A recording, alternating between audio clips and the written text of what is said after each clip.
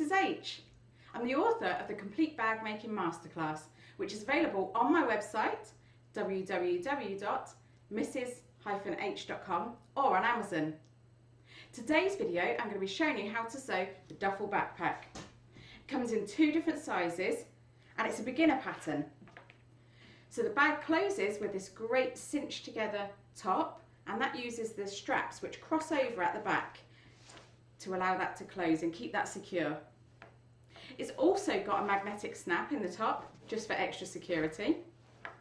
It's got a slip pocket and a zip pocket, although you could add extra pockets to it quite easily.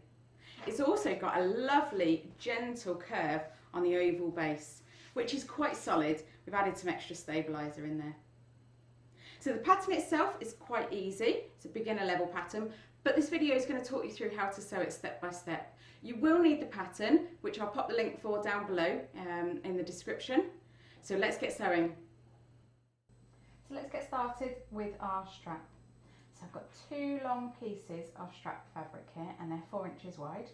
That's what the pattern says. And I'm going to need a piece of my strap, so that's why I've got 2, because my fabric wasn't quite wide enough to cut it the length specified. So I'm going to lay one down in front of me vertically, no, horizontally, and then I've got a second piece, and this one's right sides up, and I'm going to place this one right sides down with approximately 1/4 inch overhanging. So that means that I've got 1/4 inch of the top fabric at the top and 1/4 inch the bottom fabric at the side. Okay, so once those are in position, grab yourself a ruler and a pencil or a washable pen, or something, whatever it is that you use to mark. I'm going to use a pencil so that you can see what I'm doing. Now you're going to lay your ruler diagonally across this strap, so it's going from one corner where the 2 fabrics meet to the bottom corner where the 2 fabrics meet again. Okay, and then we're going to draw a line to join those up. And this is the line that you're going to be sewing directly on to join these 2 fabrics. Now if you're a quilter, you'll know how to do this. This is like making bias tape, so you'll be fine with this. Right, so I've drawn a diagonal line there from where the 2 fabrics meet at the top there to where the 2 fabrics meet at the bottom. Now this 1/4 inch overhang on either side is that's needed so that you once you sew this and turn it, it's completely straight. There's no it's not offset or anything. And then I'm just going to use some pins to keep these 2 pieces of fabric together in the right place so they don't move when I sew it. And I know some people don't use pins for this, but for something precise like this, I like to always just be sure. I'll put those to the side, and I'm going to sew directly on that pencil line that we just marked. So just move your fabrics out of the way so they're not pulling. There we go, and you'll need to back stitch to start and end this. I'm going to sew all the way along the line. Just using our regular stitch length. I use a stitch length number 3 on this machine.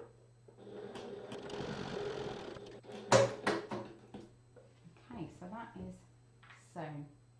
Can you see I've got my overhang on the 2 sides there?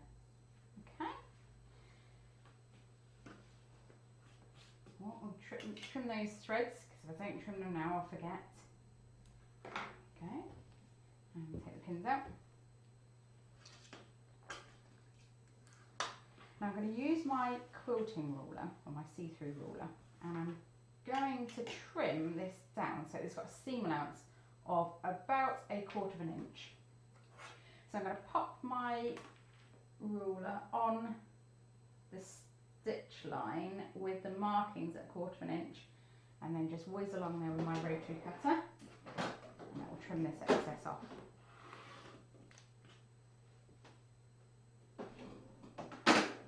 There we go. Okay, so there's our strap so far, and trim these little corners off. Makes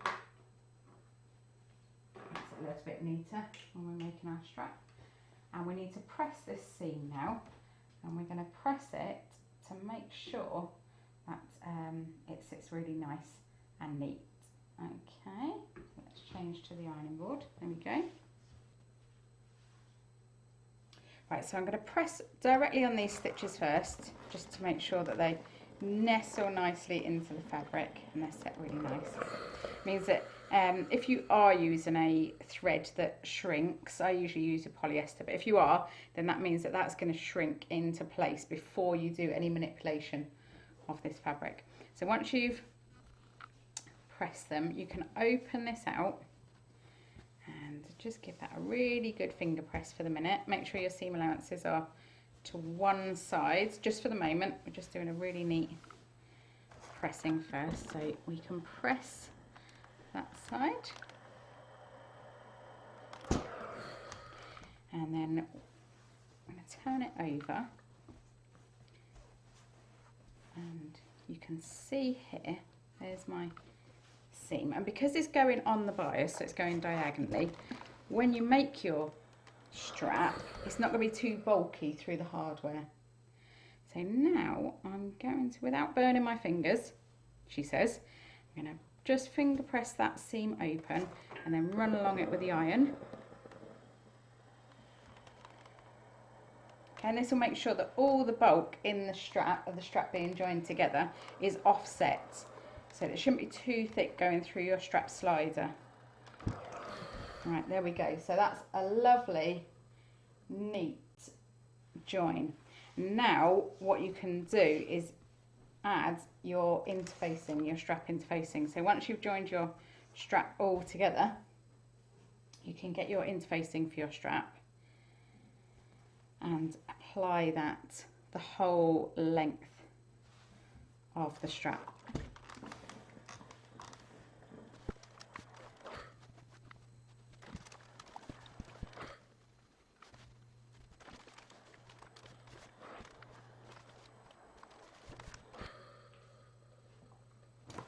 Right, so I made my strap longer than it needed to be because I literally just cut 2 pieces of fabric, the width of fabric. So I've ironed on my interfacing as far as it needs to go. Now I can trim this excess piece off, and I know that that is the exact right length for my strap. Okay, don't put off doing the strap, and I'll say this again later, I'm sure, but this is a bag where the strap needs to be done in the right time. So if you're like me and you hate making straps and you always put it off till last, don't do that on this bag, okay? You will thank me for that later. Right, so I'm just gonna roll this up and pop it to one side then. Our strap is ready. All of our other pieces are interfaced and ready. So let's get started with the rest of our bag, okay? Next we're going to sew our exterior of the bag.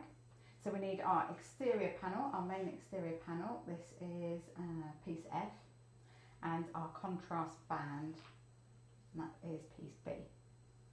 Now if your fabric is directional like mine, then you're going to want to make sure that that is the right way up for you. Okay, you can't see it on mine at the moment because obviously you're looking at it from a different angle, but this is the right way up for me. So this is the bottom edge, and this is the edge that I'm going to match the contrast band up to, and I'm going to match the raw edges.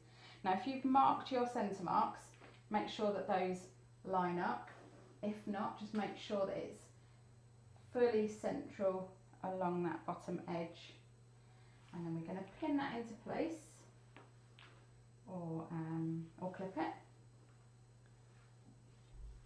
And we're going to sew these 2 panels together along the bottom edge. Right, so let's pop some pins in there.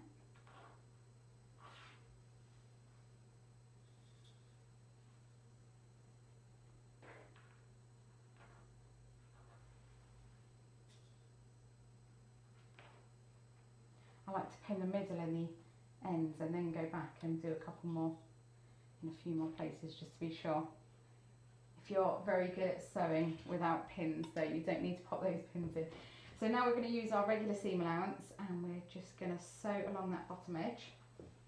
Don't forget to double check the pattern as you go for seam allowances. It'll always be 3/8 of an inch or 1 centimetre unless it says otherwise. So we're going to back stitch at the start and the end of this seam.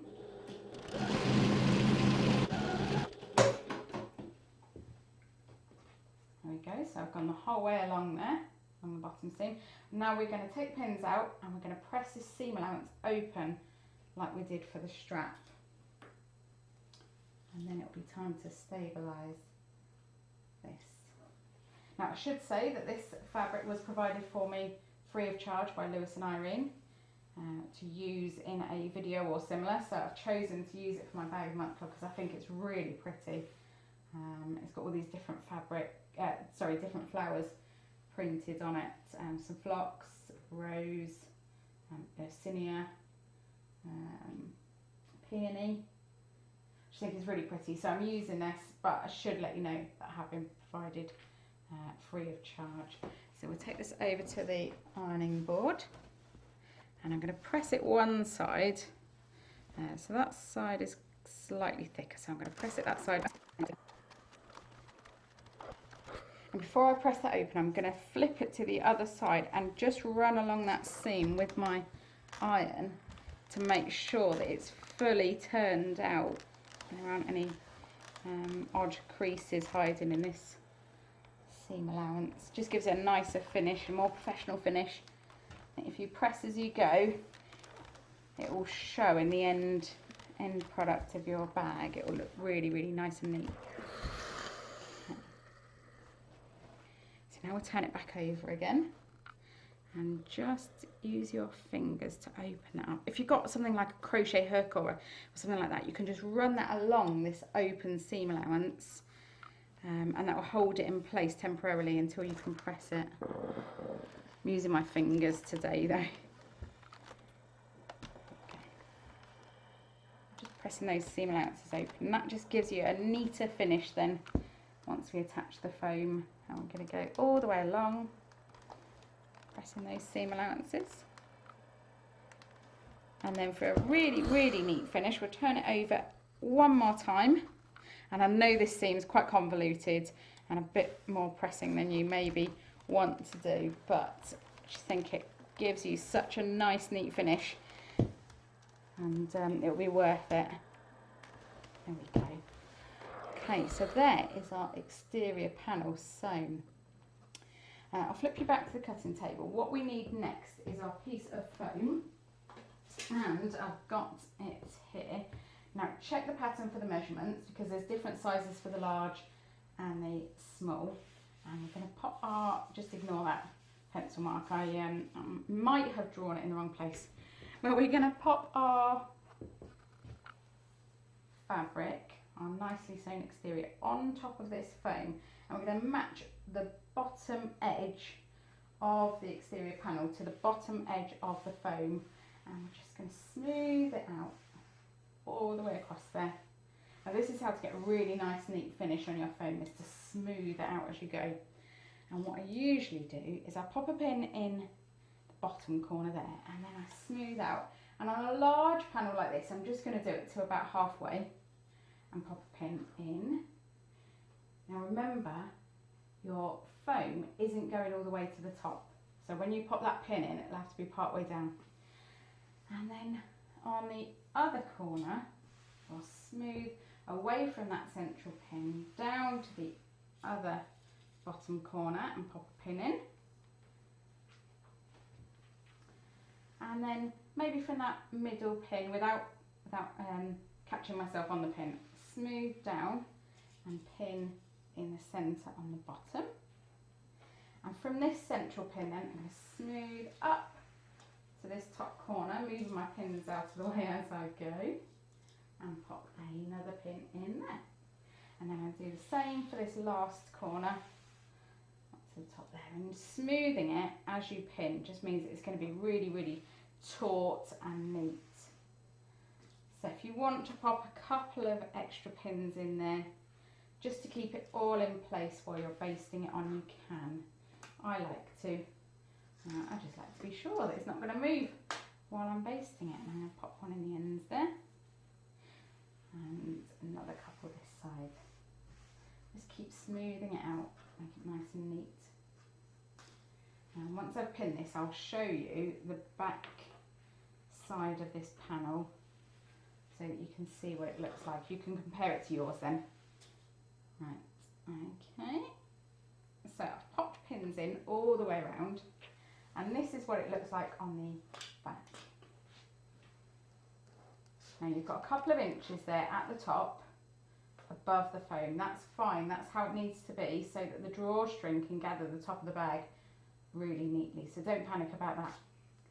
Now we're going to baste all the way around the sides down to the corner. We're going to stop with our needle down, lift our presser foot and pivot, and then drop our presser foot back down again, and we're going to baste again along the bottom. Do the same, so pivot at the corner and back up to the top on that side there.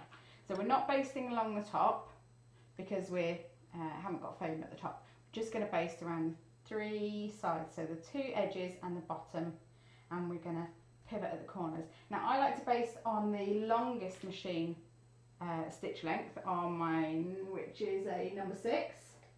My old machine had stitch length number 5 for its longest one, whichever is yours, but the only thing you must do is remember to swap back to your regular stitch length after doing the basting. And because I've told you that, hopefully I'll remember to do that. I'm not confident, but I'm hopeful. So let's get to basting.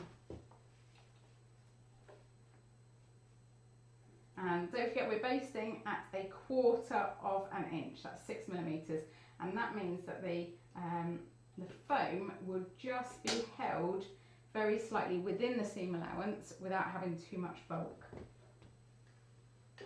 So start with your needle down, because that will help you to stop and pivot at the corners, and then just baste down the sides, along the bottom, back up the other side.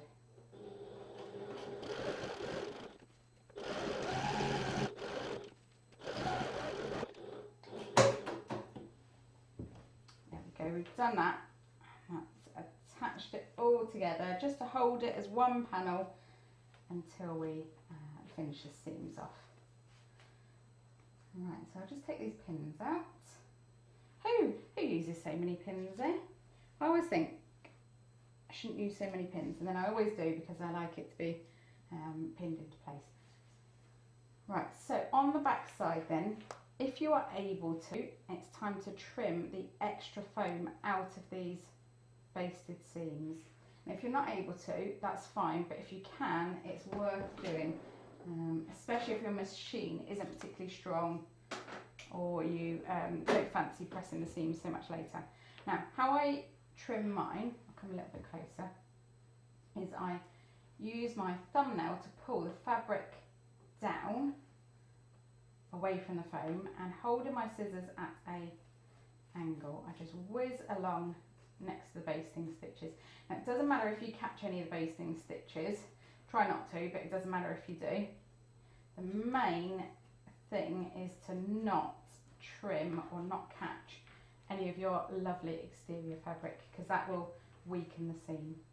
Okay, so I trimmed one side, let's trim the other side. Now there isn't as much on here, may have done slightly wonky cutting out, possibly, and that's why, I wouldn't be surprised. There we go, only a little bit to trim from that one, and a little bit from the bottom seam.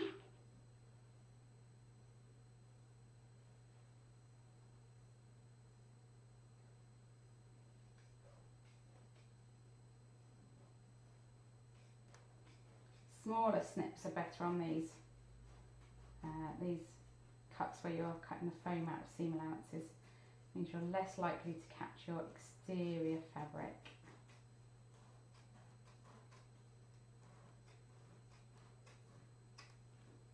There we go. Lovely. Okay, so we get a little bit of a feel for how our bag is going to look now that that's applied, so that's great. going to pop that to one side now and do the strap channel. So we'll pop that over there and we'll find my strap channel, which is on the sides here. Here we go. Now with this, we need to turn a seam, or turn the edges over 3/8 of an inch all the way around, and we're going to start with our long edges and then the short edges. Now the neatest way to do this, let me just trim this off. I see a slightly stray bit of fabric there. Pretend we didn't see that. But the way to do this really neatly is to double the seam allowance, or to double the fold and draw a line and then fold it over to meet that line. So we're doing 3/8 of an inch, so we want a 3/4 of an inch line, and use something that you're not going to see. I'm going to use pencil so that you can see it, but on your piece of fabric, if you're using something white or pale, use something that is gonna disappear, just in case it bleeds through to the front. So we'll do a line at 3/4 of an inch, and I'll do a line on the other side at 3/4 of an inch, and then we'll press those into place. So you can do this for anything. So if you need to fold over by 1/4 of an inch, then double it. So draw a line at 1/2 an inch and fold it over so the raw edge meets that line. Right, so we'll take this to the ironing board, and now we're going to fold the raw edges up to meet that line.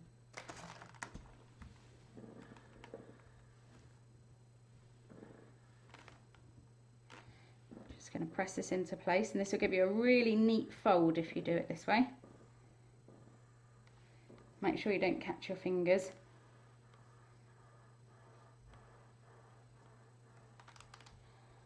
There we go. Now as you come close to your fingers, and you can feel the steam starting to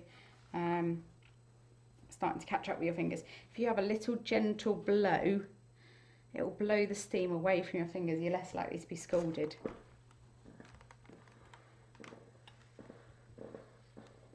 Okay, so just gently blowing. Keep the steam away from my fingers. Move that along slightly.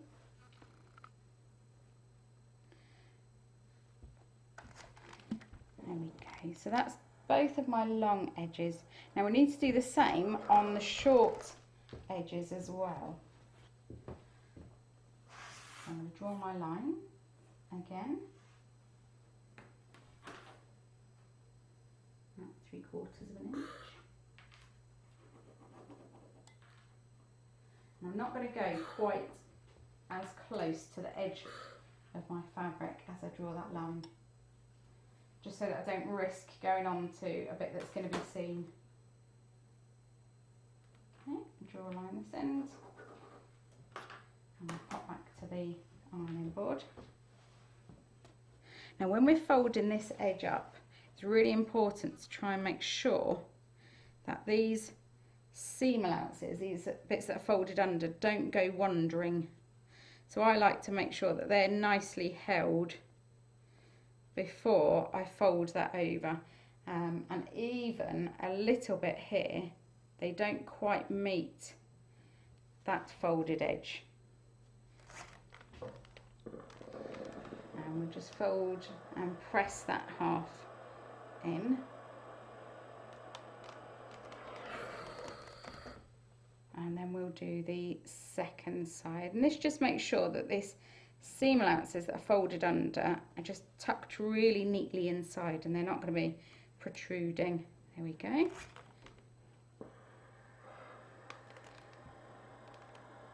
Now if you're not confident that you're able to do this without scalding your fingers, then another way you can do it is, if you've got just a regular ironing board like myself, get some heat-proof pins, some glass head pins, or something. I mean, these ones are fine for pressing over, but they do bend as soon as you look at them, really. So, and then just pop a pin through the fabric and through the ironing board, and that will hold it in place long enough for you to just use the tip of your iron to press that into place.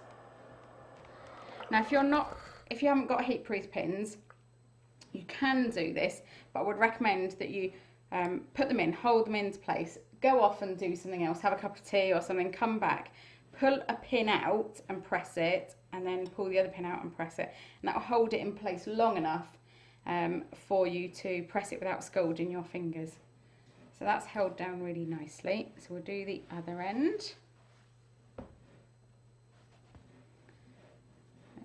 Just fold that in, make sure that's in a neat way.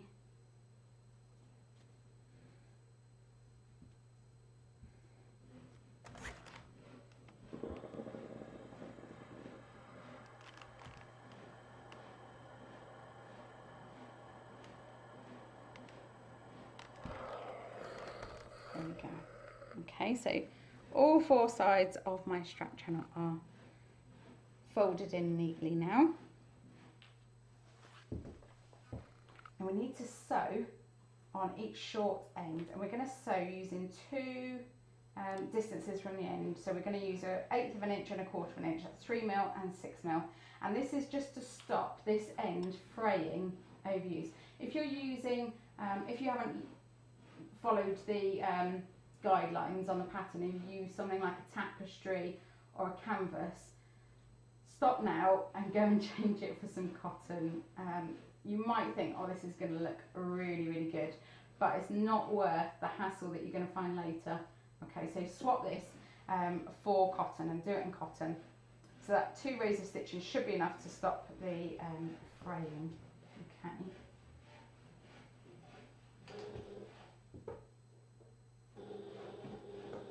Oh, hang on, I forgot to change my seam allowance back. My stitch length, sorry. Now we knew that would happen, didn't we? Phew. Right, so let's change that. Right, we'll start again with the right stitch length this time.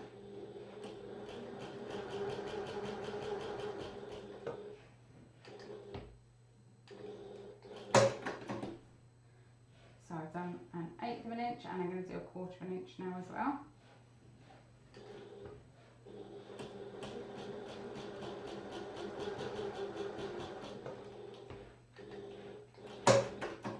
There we go. Right, and I'm going to do the same on the other end, so that they're both nicely finished off.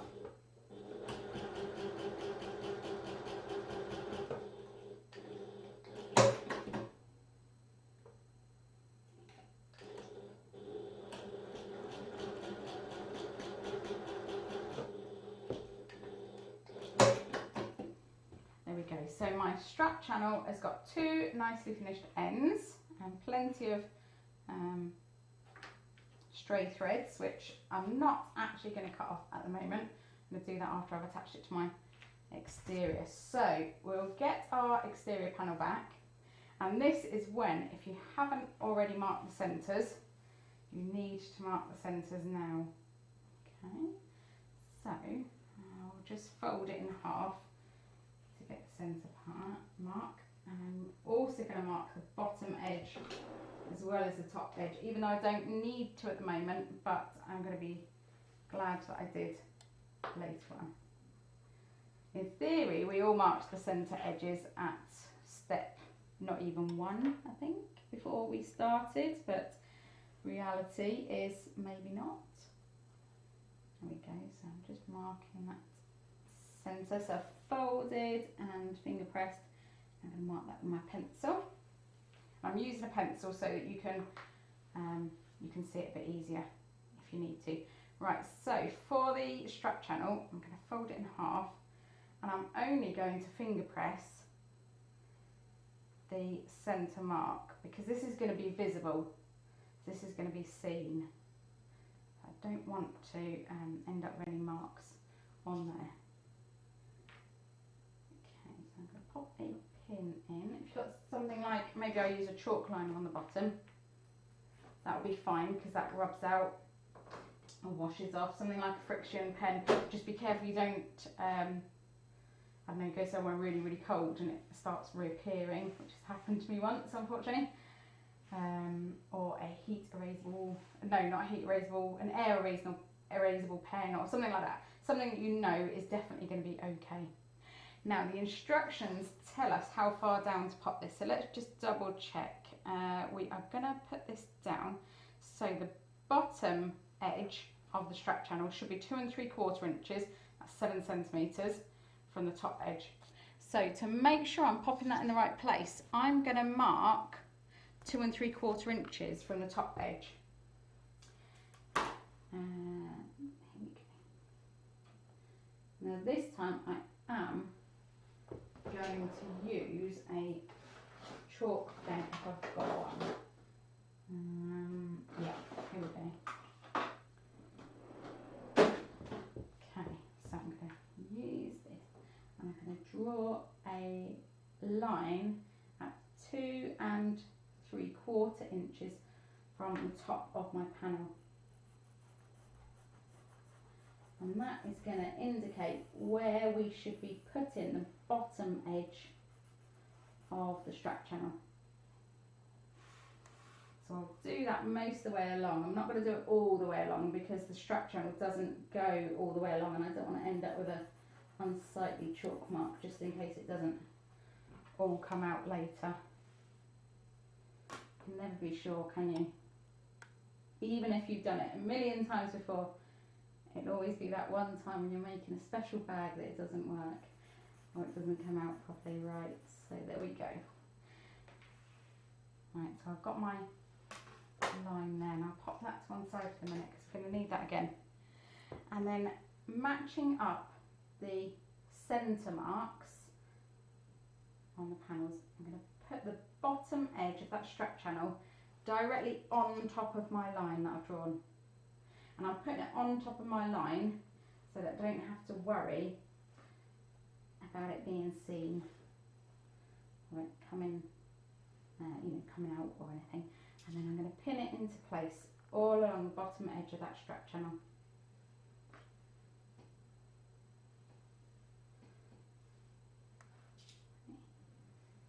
Now top marks, if anybody can spot something that we've forgotten to do, and that's top stitching the bottom, the contrast band into place. I did forget to do that, so we'll go back and do that. This is what happens when you think that you know what's going on and you forget to follow the instructions, even if you did write the instructions. There we go, okay. Right, so that's pinned all the way along the bottom. Now, on the final bags that you'll see that they've got 2 rows of stitching on the bottom of the band and the top of the band. So this is the strap channel band. On the bottom, we're only going to sew 1 line at the moment.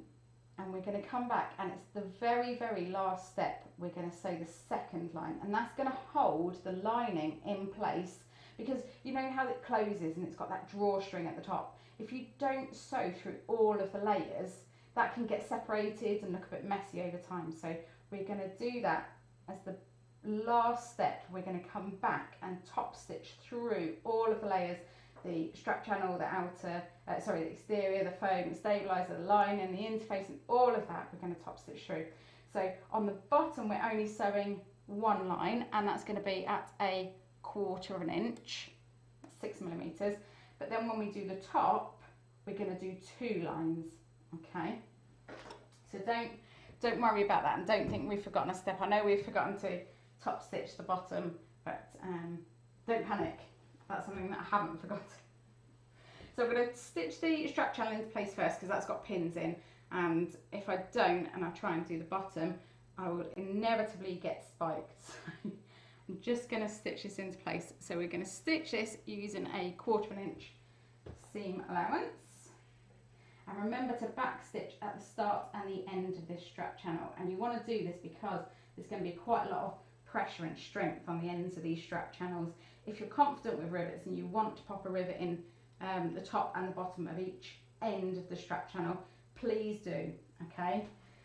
If you're not, don't worry, just do some good reinforcing stitches at the start and the end. We're on the right stitch length. Phew.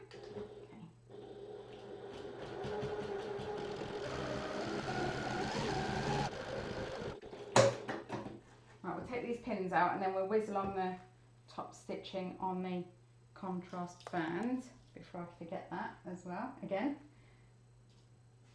So to sew on the contrast band, it says to sew on the side of the contrast band, so on that edge. Some of my testers chose to do one line on the contrast band and one line above the contrast band, which you can do if you like. Depends how you, you know, whether you can be confident that you can do 2 rows of stitching that are straight and perfect away from each other. It won't matter so much on the strap channel if they're not 100% straight and even from each other, because that's going to be gathered up anyway in the drawstring of the bag. But this is not. So if you can be confident that you can do 2 rows straight, please do go for it. It looks amazing, it looks stunning. But if you can't be confident, then just do 1 row and do it well, okay? So I'm just going to do 1 row because if I try to do 2, I suspect I'll go wonky. That's usually what happens.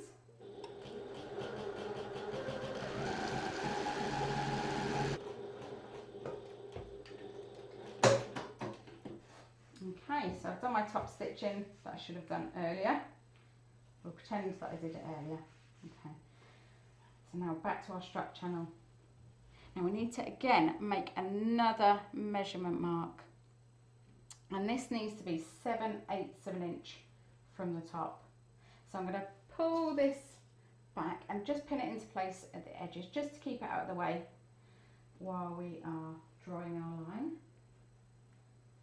And I'll turn the panel round so it's closer to me. You can see what you're doing there. So 7/8 of an inch from the edge, we need to draw another line.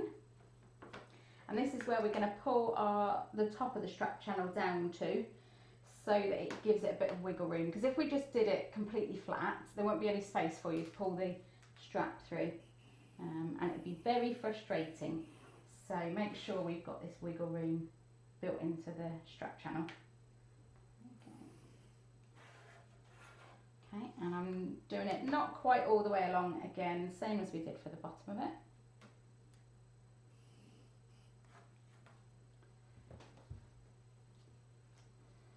And I'll unpin that. Now I've marked my centre, as you can see, and I'm going to pull the centre down first. And you might have to fold the strap channel to be able to do this. I'm going to pull that and bring it to meet that second line that I've just drawn, and I'm going to pin it into place, and then I'll remove my pin that I've put in for the centre. And then you can work your way outwards. Sometimes it's nice to just do a little bit either side and then do the ends, so that the ends are definitely lined up straight. Although if there's any little bit of wonkiness on the strap channel, don't panic, because it's not going to be seen. This drawstring feature is very forgiving, fortunately. I'm going to pin all the way along that, and can you see that it's just it's got this extra fabric in the middle of the strap channel? That's what we want. We want that little bit of extra wiggle room there. In the other end. So manipulate the fabric however you need to be able to get this extra wiggle room in.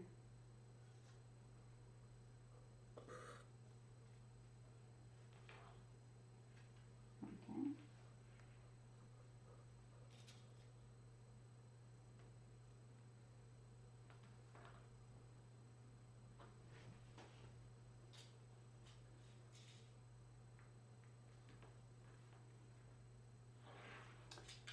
Right, now when we sew this, we're going to sew 1/8 of an inch away from the edge and also 1/4 of an inch away from the edge.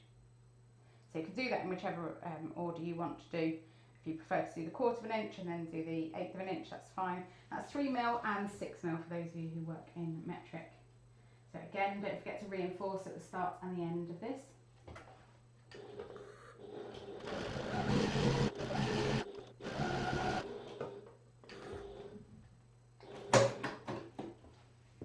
Right, so that's our strap channel sewn into place. So now it's time to tidy it up. And if you've got any loose threads, which you probably will, same as me, we just give them a little trim, make sure they're all taken off, and that just gives us a really neat finish at the end, nice professional finish. Just trim all of those off from the end of the strap channel.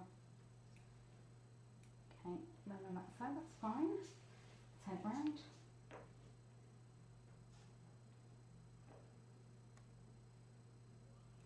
Okay, pull those out of the way.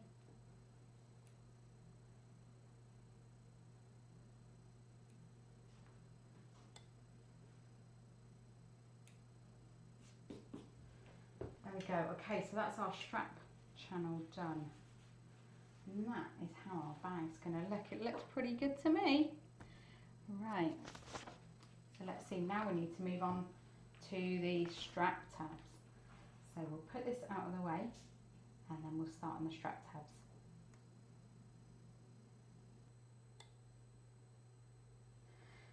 Right, we're ready to make the strap tabs. So we need our 2 strap tab pieces and we need our 2 rectangle rings. I'm using shiny nickel ones for this. I bought these from M-Line Bags because I love her hardware. It's really, really lovely and shiny and really good, and she's also my friend, so it's a bonus. Right, so on the wrong side of your strap tabs, and these have been interfaced already, so I'm ready to go. I'm going to draw a line in the centre. Okay, so that'll be along, so that'll be 1 inch from the edge. That's 2.5 centimetres. Okay, if you're using metric. So that's what we're going to do. We're going to draw a line down the centre. And this is where making strap tabs, it just reduces the bulk, which is great if you haven't got a particularly strong machine. If you're making strap tabs, you can do it like this, regardless of what the pattern says. If you want to, you can. It will just enclose all of the raw edges. So we'll swap through to the ironing board. There we go. And bring these over, and then we're going to fold the raw edges, the long raw edges, into the centre. That line we've drawn. And we're going to press that into place. And then repeat for the second side. Without scalding your fingers.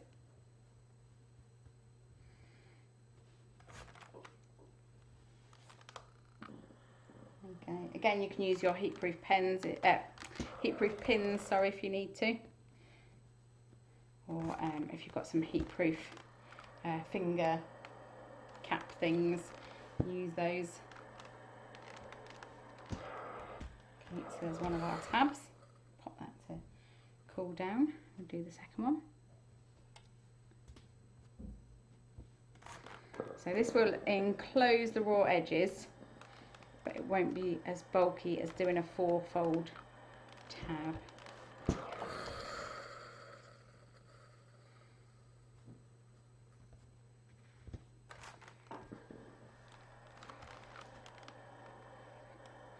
There we go, okay.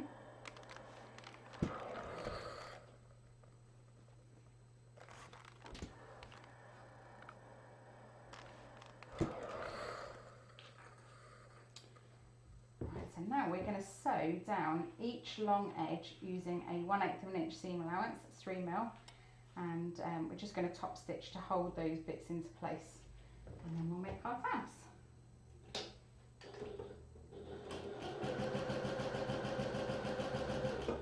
And you can do these one directly after the other. You can just, when you're near the end, lift up your presser foot and pop the second one underneath.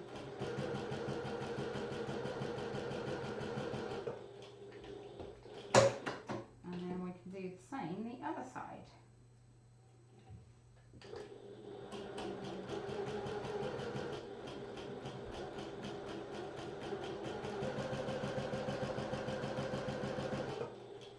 Alternatively, if you're thinking Christmas presents and you want to make a bulk load of these, why don't you do, work out how many you make and maybe 3, times the length of this strap tab by 6 and do it all in one line, and then trim them down afterwards, just to save a little bit of time. Right, so there's my 2 strap tabs, and now we're going to feed a rectangle ring on to the centre.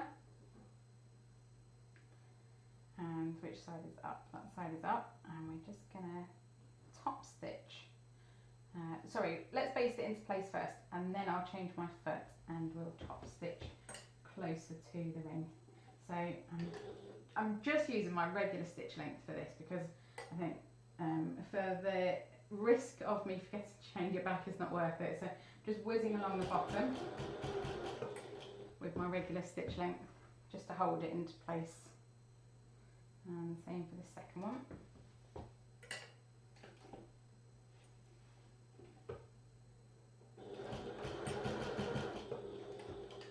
And the only reason for doing that is just to hold those seam allowances together for those stitch tabs.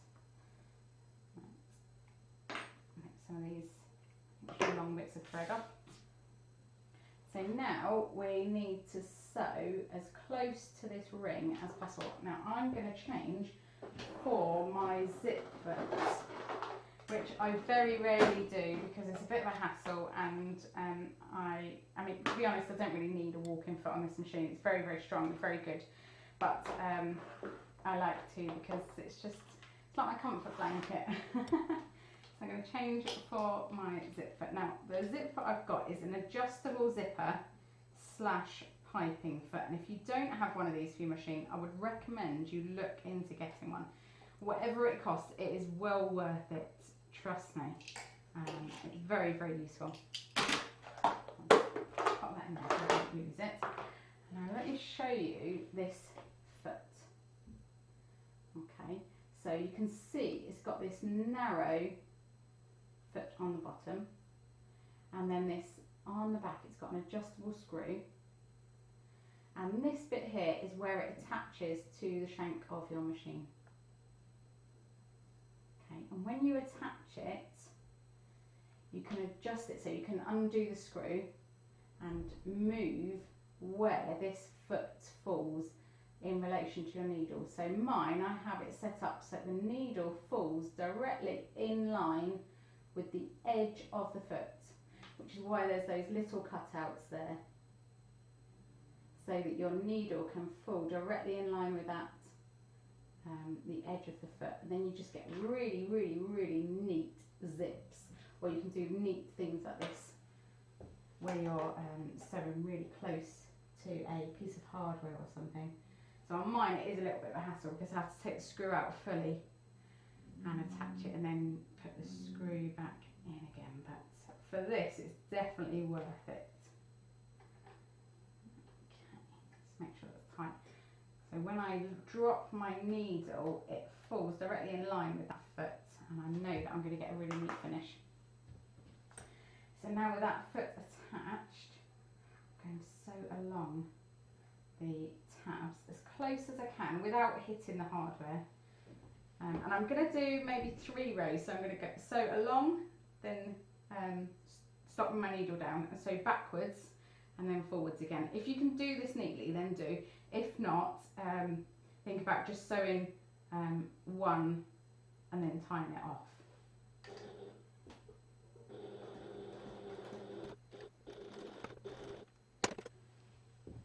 There we go. Trim these little threads and then I'll show you how close I managed to get. So that is how close I've managed to sew to the hardware on my tab. And that's the difference. That means that when you're using this bag, it's unlikely that your hardware is going to be able to swivel on this little strap tab. I know that's really annoying sometimes if you're wearing a bag and your rectangle ring starts swiveling. So if you want to stop that, that is the way to do it. I'll just do the second one, and then we can get on with our strap. My favourite part of the process, not.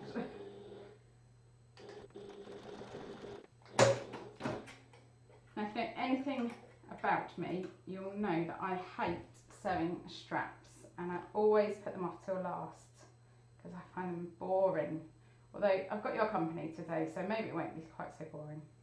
But in this pattern, as we said, you need to do your strap. Let me pop them there so we don't lose them. You need to do your strap before the end, otherwise it'll be too late. Right, so let's make a little bit of space because our strap is very long, isn't it? And we're going to go back over to the ironing board and we'll press our strap. So here's the strap that we made and interfaced, and you can see I've got a little bit of selvage on this edge of my fabric. Don't panic, that's going to be hidden inside. Okay, I was running a little bit low on fabric. So to do our strap, now this is not going to come as any surprise to you, but we're going to fold it in half and press into place. Now this strap on this bag, you're going to see both of the ends, so we're going to do a fully enclosed strap. That means that both short edges are not going to have any raw edges, so as well as the long edges like we usually do. This method also means that the short ends also don't have any raw edges, and you can do this on any pattern as well. This is one of the techniques in my book, so feel free to transfer it over to any pattern that you like.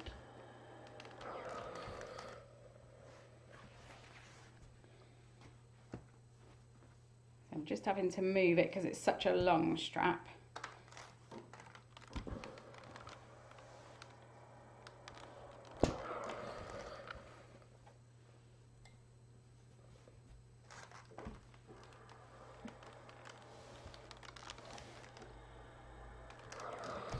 Right, now that we've got our central crease, we are going to open it up and we're going to fold the long raw edges into the center crease and press into place. Now this is how you would do a 4-fold strap so far. Okay, so just follow this through and I'll tell you when it gets different.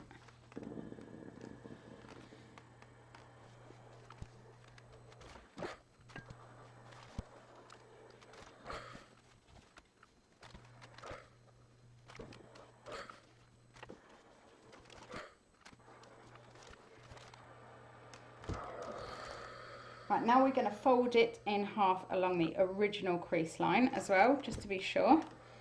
And we'll go all the way along again.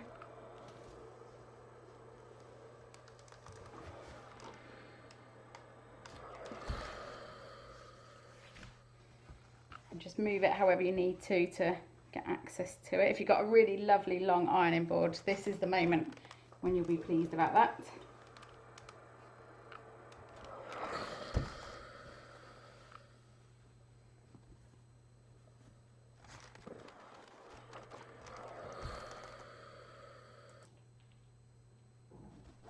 Right, so we're ready to sew our strap. Now, the only difference between this and a regular 4-fold is how we're going to finish these ends before we do the long ends, before we seal it all up. So, you've got your strap all nicely folded in our 4-fold, and we're going to fold it back on itself. So there's the centre crease, and we're going to fold it back so those folded ends meet at the back there. And I'm going to pop a pin in, make sure I do it straight. And we're going to sew along, so you can see there how that is folded at the moment. So it's folded back on itself to give us these 2 edges. So we're just going to sew along the edge there.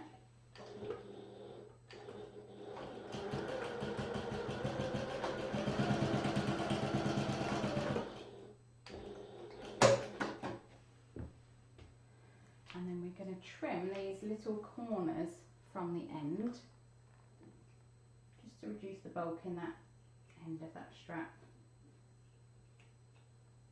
Okay.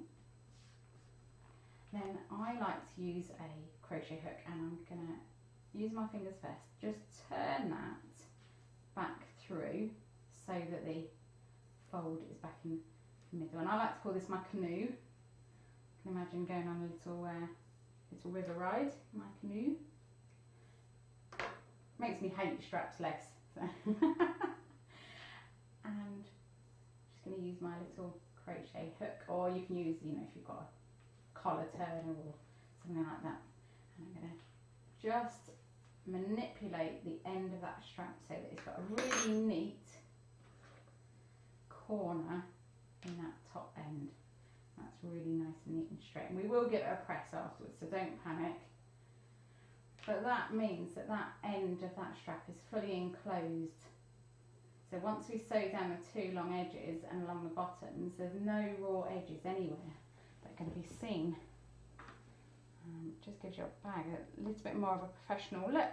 And you can do this on other bags as well. If you've got short handles that you're using hardware for, maybe you're going to sew a carpet bag or something, you're using the diamond strap anchors. Well, if you make your handles with these enclosed straps, fully enclosed straps, just gives a really neat finish. Again, this is one of the techniques in my book.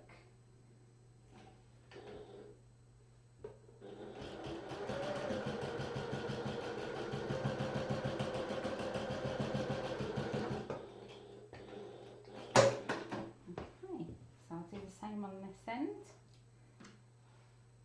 and we'll give it one last press, and then we'll sew all the way down the length of the strap. Okay, so turn that through, just to encourage the seam out nice and straight. Little finger roll, and then back over to the ironing board just to press these two ends. Make sure they're nice and neat. It'll make top stitching it much easier as well, especially if you haven't got a very strong machine. If you can keep pressing as you go, especially thick bits like this, it will make it much easier.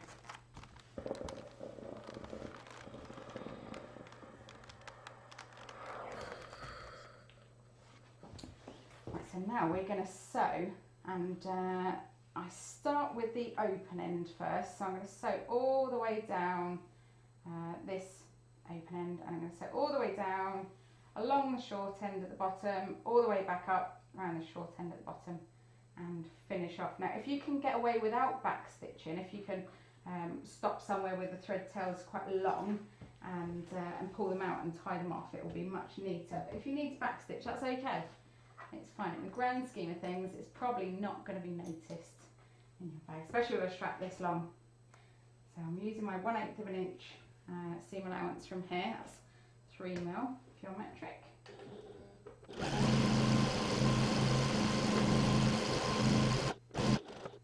I stopped with my needle down, lifted my presser foot and pivoted the strap round. I'm going to sew along the short end, then stop again with my needle down, lift the presser foot, pivot, and then sew up the other side. Just the only thing is, don't forget to put your presser foot back down again before you start sewing again.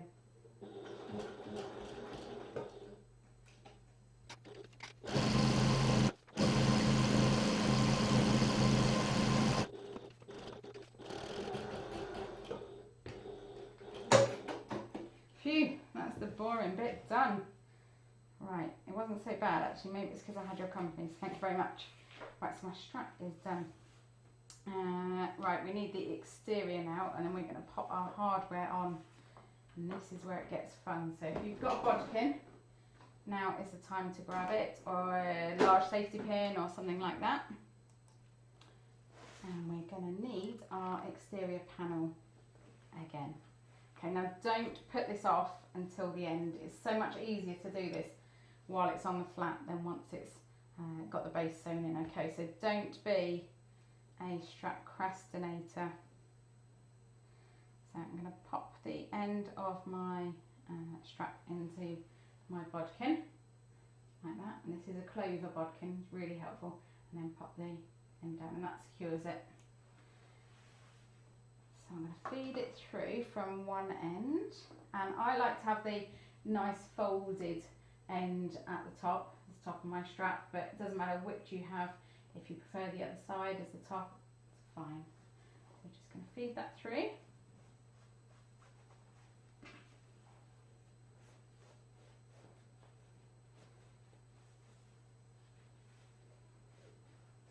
And as I'm feeding this through, I remember something else I've forgotten. Oh my goodness, terrible. So we'll feed this through and then I'll tell you what it is I forgot to do. So there we go, there's our strap through. Take the bodkin off because I don't need that anymore. Now on the back of your exterior panel, remember we sewed our strap channel on.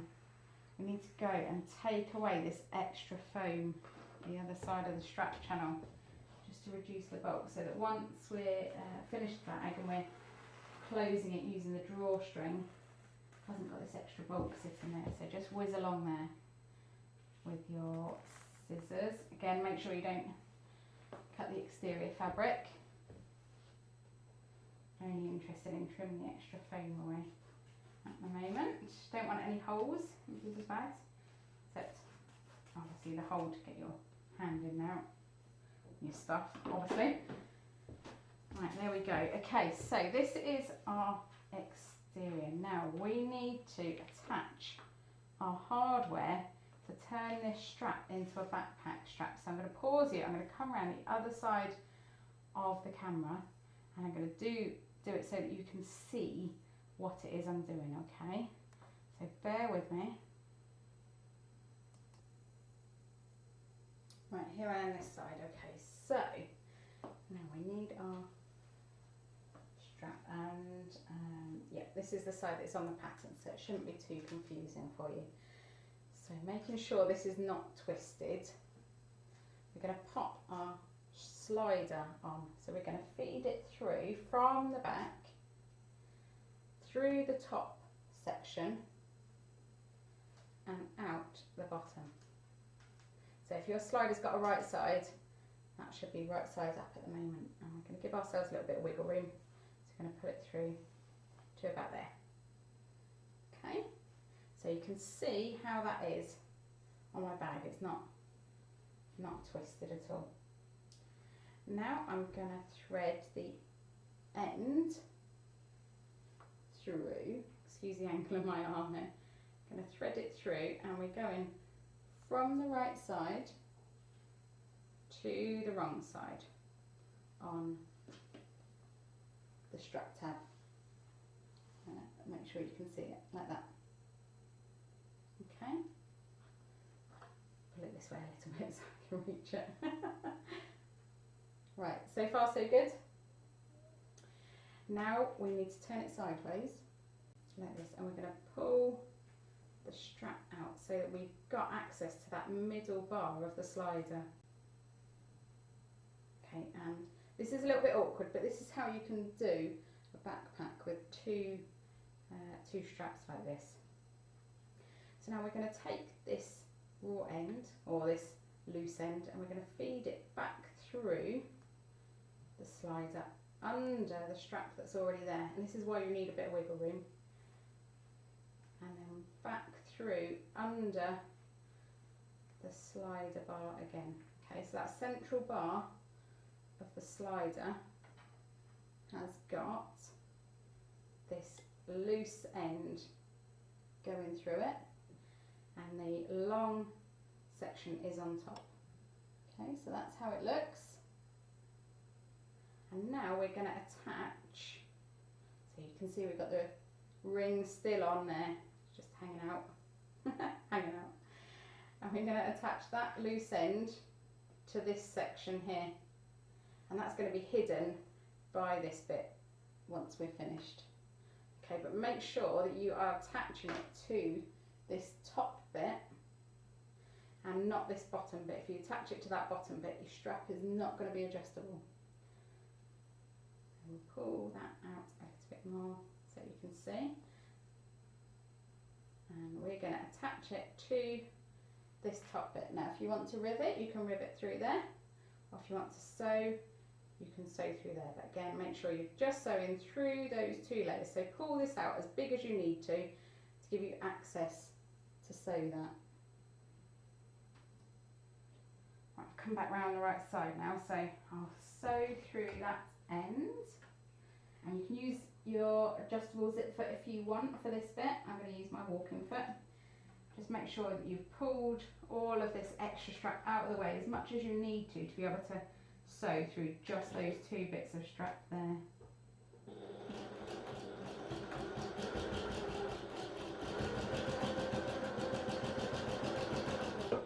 Now I like to go through that a couple of times with back stitch just to be sure that that's secure, especially, well, I don't know what you're going to carry in your bag, but if you're carrying anything valuable or precious, you don't want it to fall, do you?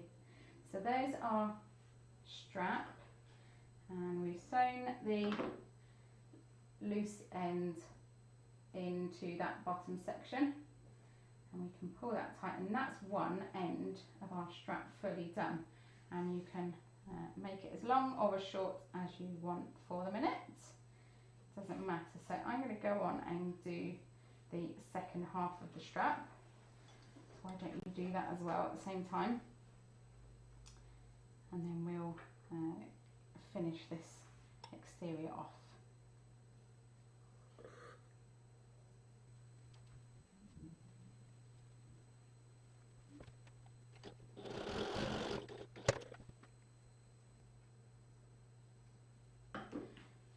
Right, so that's my strap finished on both sides, and we are now just going to, what are we going to do? Well, I know what we need to do, we haven't done. We need to fold that in half and mark the centres, or have we already? We might have done already. Great, okay, so I'm going to pin my straps up out of the way, just to make sure that they're not getting in the way before we sew. Nothing worse than a strap flooping around while you're trying to sew. Okay. Now we're going to fold this right sides together. I'm going to match these short edges. Now, if there's one thing that you need to match, it's these contrast band seams. So if matching these means that your top or your bottom is slightly wonky or slightly out, that doesn't matter.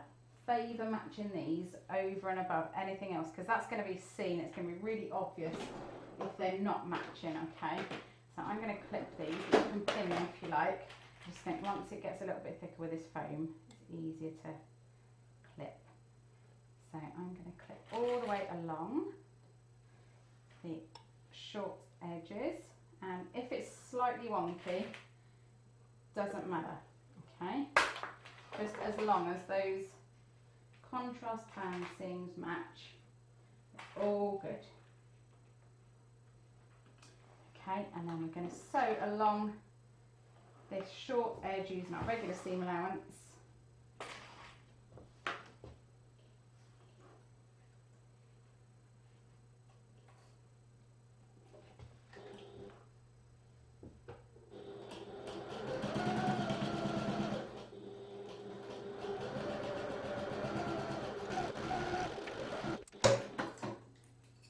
Before I go much further, I'm just going to double check that where I have matched those contrast seams, it does match. Yeah, pretty much near enough, that's fine.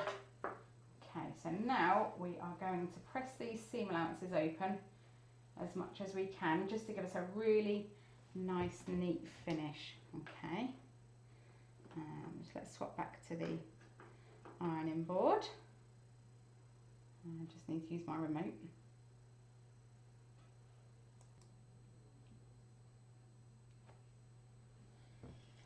So I'm going to use a tailor's clapper to pop inside my bag, and I'm going to use it as a teeny tiny little ironing board, and we need to press these seams open. Now you don't have to do the whole thing, you can just do the bottom couple of inches and the top couple of inches if you want. I'm going to try and do as much of the seam as I can. It gives a really nice neat finish, I think, on the end. Just give it some steam. So I'll see how far I can go in this. I can pop the clapper inside the bag, which is really helpful. I just have to make sure I position it right so that I'm leaning on the cross support.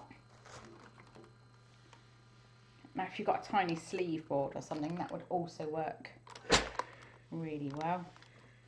Or if you're making a large bag, it will fit quite nicely over the end of your ironing board, sorry. Just fit really nicely. So just see how you can do it. But I think a nicely pressed back seam gives a really good finish. I can see one of my straps is looping out. That's okay, no problem. Right, there we go. So now let's bring this back over to the cutting table. And we'll turn it right side out. Now I need to be careful of these pins. So let me take the pins out first before I turn it. Don't want to get a spike, do we? Safety never takes a day off. If you've ever been to a retreat with me, you'll know that to be true. Let's turn this out for the next bit. So this is when you really get a good feel for how this bag is going to look in your chosen fabrics. I'm quite pleased with this. That's good. Right, so now if I line up my centre mark from the front with the back seam and pop a clip on it, then I can mark either side, so flatten it out and just add a little mark on the two side edges. This is going to help us to line up our base when we sew that in later. So just flatten it out, add a little mark. Great. Okay. So then on the back we are going to, oh dear, I've got a loose thread. Well, let me get that before we go much further. There we go. Right, now we are going to cross the straps over each other. Okay, they're sort of crisscrossed over. And it's time to attach them to the bottom of the bag. Like this. Now, the large size and the small size both have different measurements, so double check your pattern for which measurement it is. And you should be going from the centre, so the back seam, and the distance is to the inside edge of the tab. So let me turn that around for you. So this is what you should be looking at. So you need to measure the distance from the centre seam to the inside edge of the tab there. And then we're going to baste those into place. And I'm going to use a couple of rows of stitching because this is one thing I think, let's just be sure that it's not going anywhere. So let's see. So I'm doing the small. So that is 2 3/8 of an inch, which is 6 centimetres. And I'll pop a little pin in just so that I know that we're definitely in the right place. And then with that one crossed over, I can line the inside edge of that tab up with my pin. I should turn it around so that you can see. So can you see I've popped my pin in at that mark and then clipped my tab into that place. And then we're going to baste that into place. Right, so let's do the other side. 2 3/8 of an inch. Apologise if you can hear my daughter downstairs. She's playing a game on her tablet. It sounds very exciting. I can hear her getting a bit excited. And I can also hear my husband saying, shush, Mummy's recording a video. So I do apologise if you can hear my family. Joys of family life. Right, so both of those are clipped into place and I'm just gonna baste those just to be sure that that is in the right place.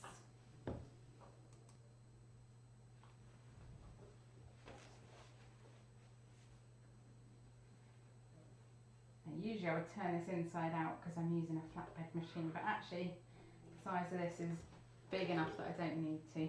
So I'm just going to pop that on with a couple of rows of stitching.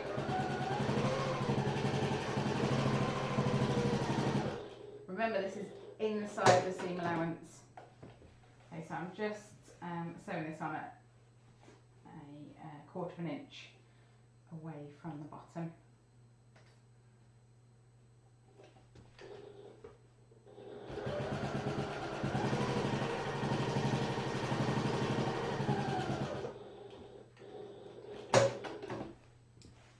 Right, so there's our straps all sewn in. Now it's time to turn it back through the other way, inside out. Check I haven't got any pins before I stab myself. No, all good. And we're going to work on the oval base now. So we can leave that turned inside out. We'll just pop it to one side for the minute. Now we need our base, and that's already been interfaced. And we should have a piece of base stabiliser. Now this is S520, which is fusible. This is a Vine version, and that should fit nicely in the middle there. Now, if you're using something like Decaville, you'll probably want to cut it just a teeny weeny little bit even smaller than this. And some of the ones, so if your ultra firm stabiliser wrinkles when you turn it out, then you might want to attach the base onto the foam first and then attach the ultra firm stabiliser onto the foam. I'm going to follow the instructions for once, and I'll fuse this into place. So just centre it and fuse it on. And use some steam on this one because this one needs a bit of steam. And then we'll baste the foam on.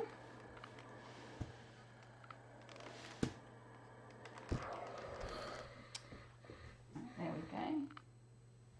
So I'll get my piece of foam, which I've cut, and this is quite a big bit. That's okay. Just smooth it out like we did for the exterior.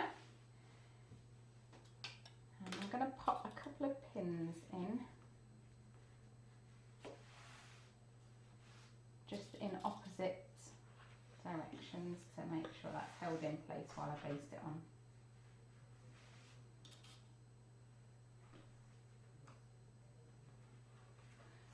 If you haven't got this ultra firm stabiliser, it's not a problem. You can go with just foam, and you can add in later at the end maybe a piece of plastic cutting mat or something, just something to give you that solid base on the bottom. You don't really want a saggy bottom on this bag. So I'm going to increase my stitch length to number 6 and baste around the outside.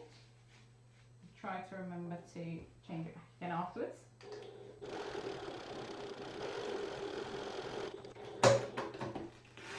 Okay, that's nice and firm base there. Don't know why I'm knocking it, it's not loaf of bread, is it? Funny. So now we need to trim the extra foam from around it.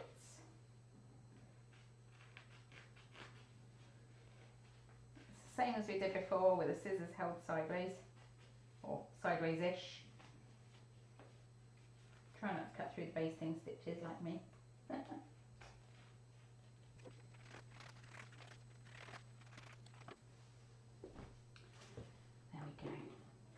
Right, so now, because I didn't mark my centres on this, I need to mark my centres and the ends. So if you transferred your markings from the pattern piece, you're fine, you don't need to do this.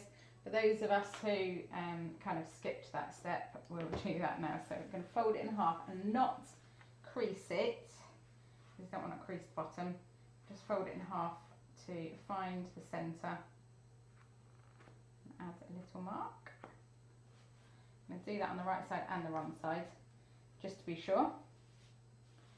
And do the same on the other end.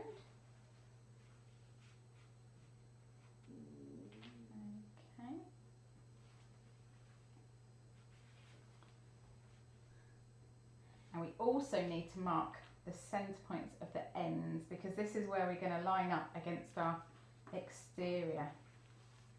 So bring that together. Let's bring it together this way. It seems to bend a little bit happier that way. Now if you follow the instructions on the pattern and you did this right at the start, that is a lot easier. So if we could all just try and remember to follow the instructions next time, including myself, that would be good. I say that as someone who is terrible at following their own instructions. So don't panic if you are too. Right, there we go. So I've marked all 4 points on my base. And now we're ready to insert it into the exterior. So the on the outer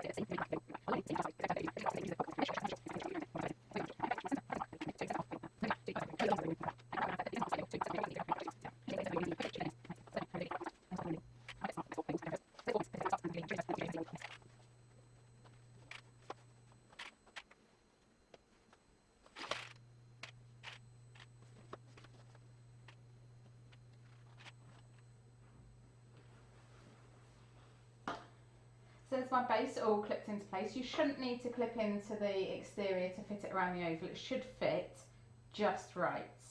But if it doesn't and you do need to clip into it, don't panic, okay? That's fine. Now if you prefer to, you can go all the way around here and you can staple at 1/4 of an inch away from the seam allowance. And that will just hold it in place for you to sew, and then you can remove the staples afterwards. You can clip them out of place. Okay, now to sew, I find that it's easier to sew with the base up, but you are more likely to get wrinkles and puckers. So if you can bear to, if you sew with the base down and just squish this bag out of the way and give it a good old yank out of the way, then you're going to get a better finish. So really it's your own preference, whatever you prefer. There's no right or wrong way, but personally I like to sew with the base down so that I know there's not going to be so many puckers. I'm going to pop a pin in there. My walking foot's quite big, so I've taken a clip out and I've popped a pin in there so that I can get that under the foot.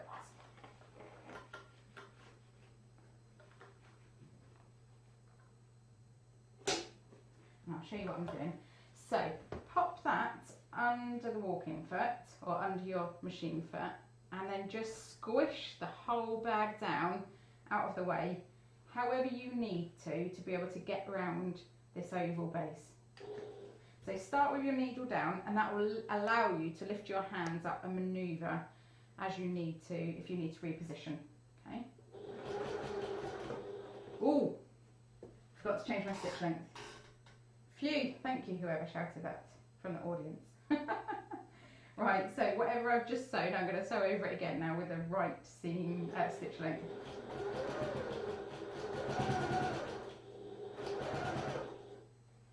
So as you go around, just manoeuvre this bulk of the bag out of the way, and if you need to put your hand in and pull, pull things out of the way, you can do that. Whatever you need to do, as long as the area of fabric under your presser foot is completely flat, you'll be fine. So however you need to move it to get that area under the presser foot completely flat.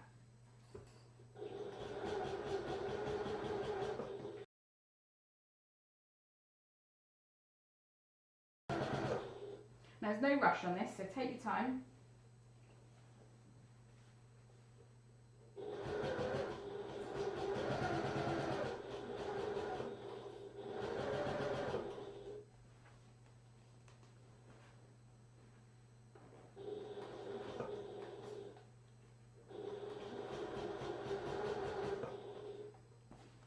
Now I'm going to take this pin out before I forget and it spikes me.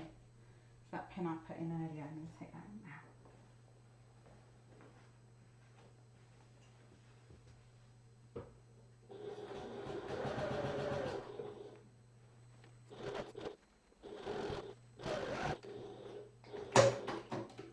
go. Right, so once you've sewn all the way around there, pop your hand in and just run your fingers around the inside of that base and check that there aren't any puckers. Okay, and once you're happy there's no puckers, poke your head in and just have a little look and double check that there aren't any puckers. And if there are any puckers, you can just go back and unpick a little bit, smooth it out so that it ends up really nice. Right, so that's the outside of our bag done, the exterior of our bag. Now if you'd like to have a look at what you've made, you can turn this right sides out and just prop it up somewhere so that you can admire it while you do the lining. Sometimes that kind of spurs me on a bit. I know this is a safe place to admit this, so I think I'm going to turn this right sides out and just pop it to one side while we get on with the rest. So I remembered why we don't turn it out straight away. So I went to turn it out and of course none of the seams are sitting flat because we forgot to trim this. So, or rather I forgot, sorry, again, I should probably read the pattern as we're going. So I've got a pair of pinking shears and I'm going to trim all the way around this oval base, and I'm just going to trim the seam allowance away. Now if you haven't got any pinking shears, you can use regular scissors and just snip into that seam allowance, and it means that when you turn it right way round there isn't that extra bulk of fabric with nowhere to go. So I'm not going to trim over where the straps are attached, and I'm not going to trim over the back seam. I'm going to trim all the way around the rest of it within the seam allowance. And it trims all of this extra fabric away. So that's the where the strap is attached. So I'm going to do a little bit of snipping in between the strap and the back seam, and then on the other side.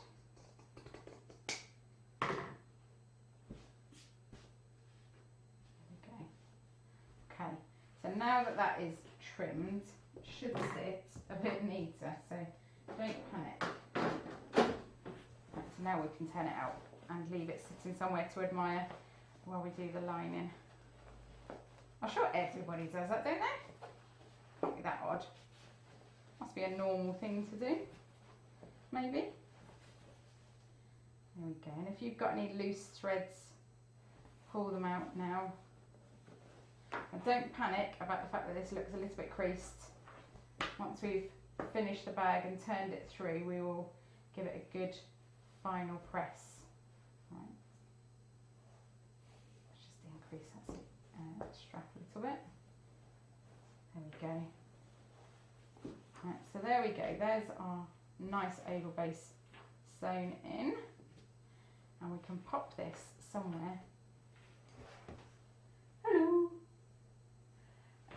We can pop this somewhere to keep our spurs on as we sew. Right, so we'll pop it there, which I know you can't see, but I can see, and keep me motivated. And now we're going to get started on the lining.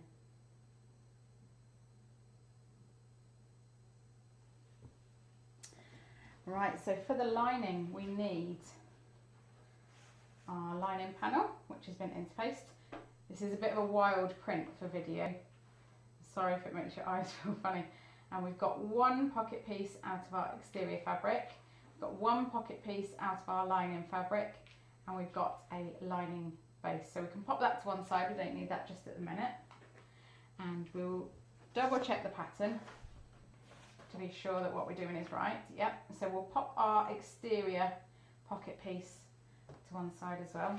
And now we need our lining panel and the pocket panel. And do you know what? I'm just going to mark the centres on these before we get started. And so, folding that in half, find the centre point, marking it. Okay, so that's my lining pocket. And on the instructions, it tells you how far to measure. Right, So I think I need to fold this in half to start with. Saying I think, no. So match the short edges and that will give you one mark. Now this, when you fold it in half and you mark this, this is actually going to be one of the side edges. And we're marking that ready to put that into our oval base. So we've marked the centre of our panel. Now we need to mark the actual centre of the bag. So it tells you in the pattern how far across to make these marks. So I'm doing a small, so that's 6 3/4 of an inch from the edge. Oh my goodness, gosh, can't work out my ruler then. Right, so that's 6 3/4, and I'm going to pop a mark in the top by the seam allowance, just there, and I'll do the same on the bottom.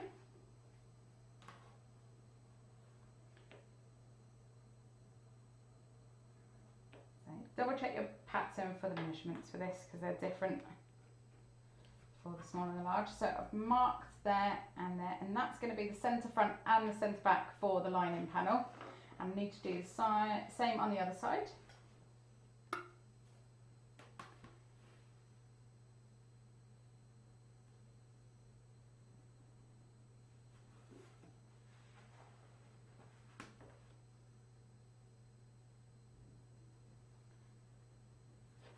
There we go, so we've marked everything we need to, and that will all become clear when we start putting our oval base in. Now, this is going to be the back of your bag, so this is where you need to pop your pocket piece onto. Now, the picture in the pattern shows a small size. If you're using the large, or if you're making the large, pocket panel is going to sit differently on this lining panel. Okay, so don't be confused by that. So let's double check the measurements. So this should be 2 inches from the bottom edge and 1 3/4 inches from the short edge. So I can use my ruler. That's 2 inches and 1 3/4 inches. Now double check this before you sew anything. Double check that the centre mark on your pocket piece matches where the centre mark on your lining panel is.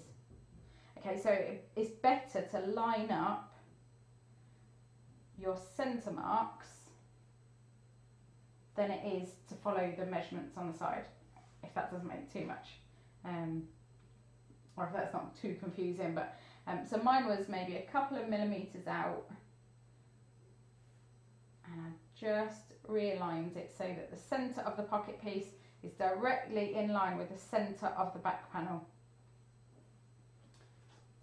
Right, so once that is in position, it shouldn't be far out, but you know, depends how wonky your cutting is, I suppose. If your cutting's as wonky as mine, it might be a couple of millimetres out. If your cutting is completely perfectly straight, it probably won't be out at all.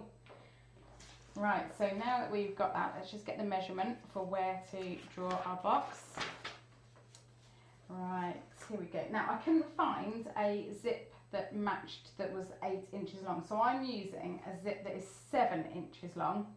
So that means that my box is only going to be 7 inches long instead of 8 inches long. Now some of you have asked about using a zip that is a 4.5 or a number 5 zip. This is the pattern calls for a number 3 zip. So if you're using number 3 zip, as the pattern calls for, then you're going to draw your box 3/8 of an inch high. That's 1 centimetre high. If you're using a zip with chunkier teeth, then you will want to do your box 1/2 an inch high. That's 1.2 centimetres high instead of the 3/8. Okay. So I am going to use my ruler to measure, and the box should be 5 inches from the bottom, and I'm going to go on my centre mark that I've made, and that's there. And then if I line that up with the halfway point of where my zip is going to be, so remember my zip is 7 inches long. So I'm lining this up on the 3.5 inch line, and I can draw my line that is going to be 7 inches long there. Now if you're using an 8-inch zip like the pattern calls for, you would line up 5 inches from the bottom and make a mark in the centre there that lines up with the centre of your pocket piece, and then you would pop the 4-inch mark on there so that you could draw a line that was 8 inches long. Now so again from my centre mark, I'm going to make my box 3/8 of an inch high, because mine is a number 3 zip, and that just means that the teeth are 3 millimeters wide once it's zipped up. And then we'll draw a little end on the box and a line through the centre. And I usually draw my line all the way to the end. And then we can draw a little triangle just on the end of the box there, and that will denote where to cut later. Let me hold that up a little bit so you can see it. Okay. Now I'm going to move these pins down from the top so they're right next to the box to make sure that this doesn't move around while I'm sewing it. That wouldn't be very good, would it? There we go, so make sure I haven't got any extra layers underneath, and let's use some of my tools here.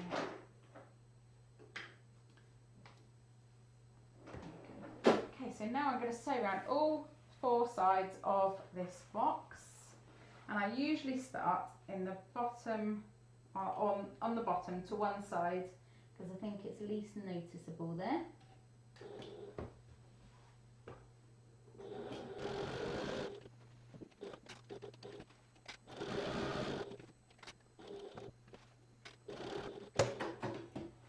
Getting quite good at pivoting around corners now, aren't we?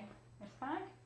Right, there we go. So that's all sewn. Now, before I even cut anything, I'm gonna steam these stitches in this box before I cut anything, and this will just help those stitches to really sink into this this seam, give it a really good finish. So let's swap the camera over to the ironing board. There we go. So I'll give that a steam press first.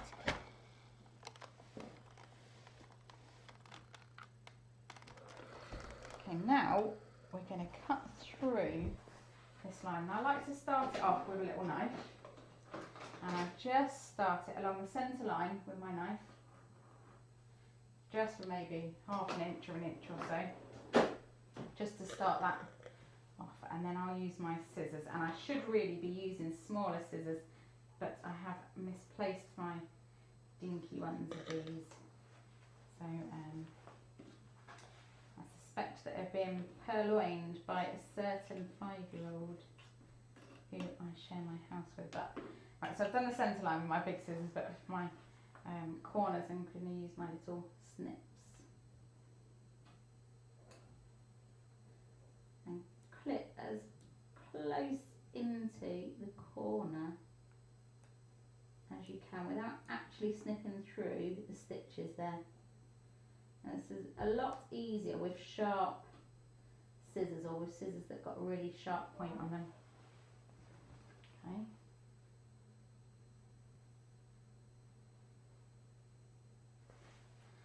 Do the same the other end. Now this is the secret to a really, really neat zip pocket, is this clipping. Well, part of the secret is really, really good clipping. There we go. Right, so now we're going to go back over to the ironing board, and I'll show you the rest of the secret. So, before you push this panel through, give it a really good steam press from each side. So pull the pocket up and give that a little steam press. If your iron doesn't like steaming, just give it a little shot of steam. There we go. Okay, so you can see that that's giving quite a crisp line there. Do the same for the top.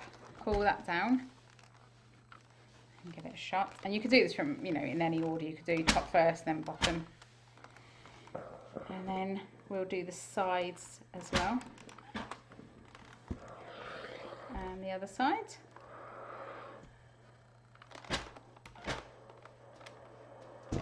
So we should end up with these sort of little bit of a wrinkle here. Now, it's inevitable that you're going to have some wrinkles in your zip pocket if you're doing it in this method.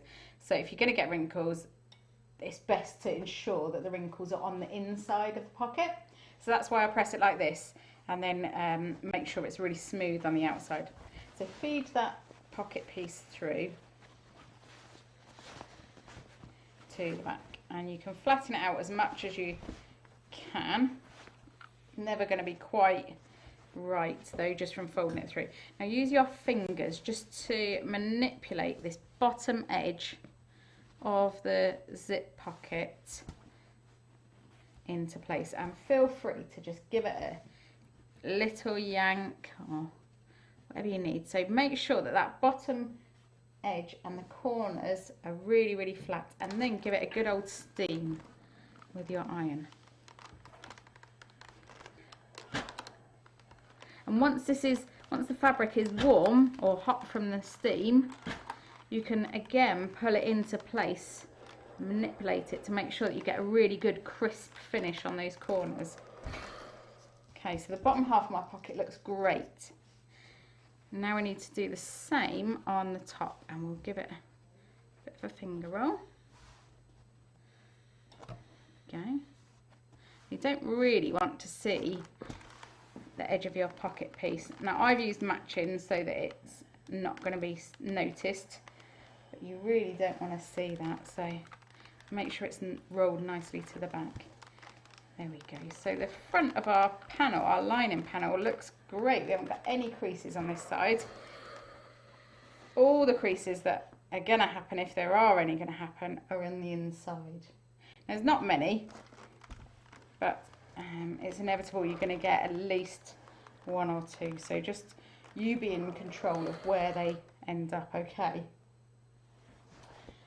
So now we can add our zip. Now remember that it's the right way round before you pop your zip on.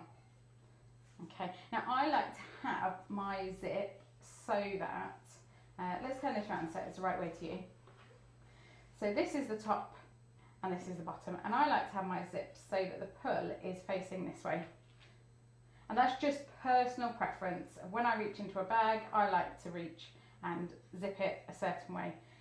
You might have a preference. If you do, do it for yourself. If not, it really doesn't matter. There's no right way or wrong way. And if anybody tells you there is a right way or a wrong way, I don't know what rule book they're listening to, because I didn't know there was a rule book.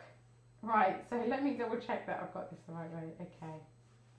So now we're going to add some double-sided tape to the back of the pocket piece. Make sure you get good double-sided tape. You don't want it to go up your needle. This is wash away, so it should hold well enough for you to sew, but then it should just degrade so that it doesn't hold forever. There we go. So I've just put some at the top and the bottom of the hole there. Now it's time to position the zip behind this box. Okay, so you can either eyeball it from behind, or you can pop your zip down on the desk, and make sure you've got both layers here.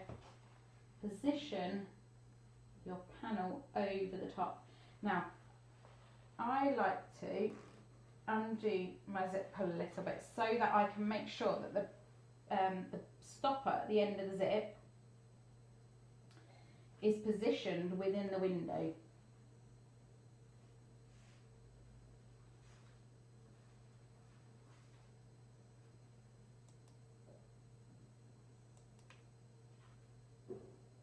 So I don't like to have this metal stopper under the seam. I want to see where that metal stopper is when I'm sewing. So I've just positioned it, that it's just inside of the window there. And there you go.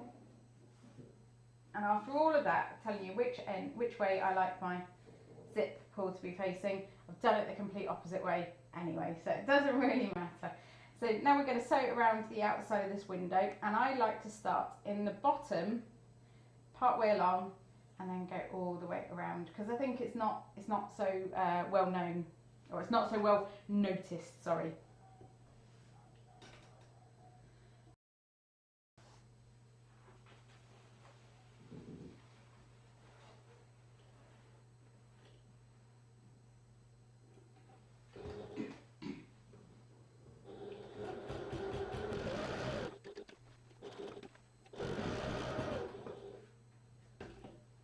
So as you come back towards the zip pull, lift your presser foot, so needle down, presser foot up, and just wiggle that zip pull out of the way,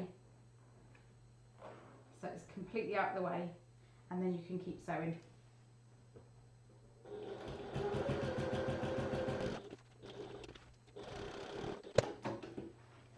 There we go. Right, so I've sewn around all of those edges. And I'm going to pull my zip pull back into the middle just temporarily while we sew up the sides, and then I'm going to try and remember to open it all the way. So now on the wrong side, we need to bring the top of this pocket piece down to meet the bottom, and we're going to pop some pins through, and only through these two pocket panel layers of fabric, okay, not the lining panel. Now our turning gap for the whole bag is going to be in the bottom of this pocket, so I like to put double pin in at the start of the turning gap and a double pin in at the end of the turning gap. Actually, I'm going to make the turning gap a little bit wider, so we'll just move that to the end. Make sure you get a nice good wide turning gap, and all the way up the sides as well. Remember, only the two pocket panel layers, so that's completely independent of the lining panel. And this one again. Now to sew this up, I like to turn it to the right side and pull the lining panel out of the way as I'm sewing. So we're going to sew, remember, only through the pocket panel layers. We're going to sew along the edge, so we're going to start here, sew to the bottom corner and to these double pins. I'm going to back stitch there, and then I'm going to increase my stitch length to a number 6, my basting stitch. If you've got a number 5, do number 5, and I'm going to sew to the other double pins using my basting stitch. Then I'm going to change my stitch length back down to my regular stitch length and continue and do some back stitches there, and then continue all the way up. So we'll end up with back stitching at the top two corners, and we'll end up with back stitching at these double pins. Between these two double pins, we'll end up with a row of basting stitches that we're going to steam and then unpick, and they'll help us later on to make sure that we get a really neat seam allowance when we're closing that turning gap.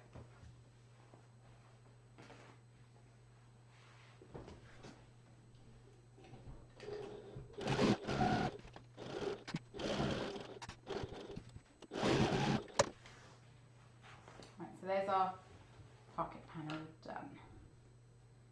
And before I forget, I'm going to steam these stitches, but I'm not going to unpick them until almost at the very end, just before we want to turn through, because I think that just helps them to sort of, I don't know, confirm that neat turning gap later on, to help keep the pocket panel in shape. Right, so let's just give those a steam.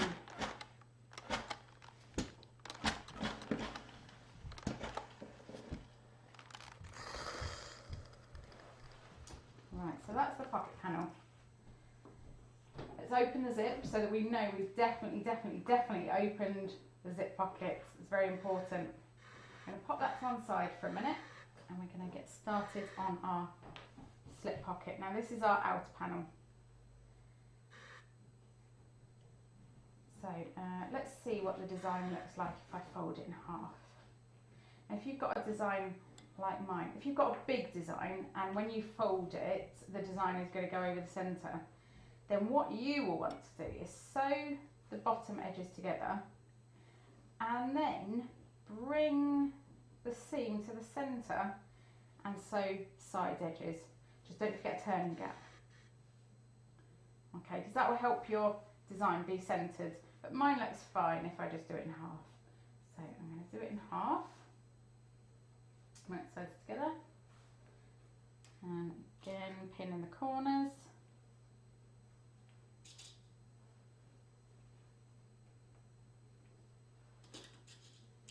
And I'm going to do my double pin turning gap again on here.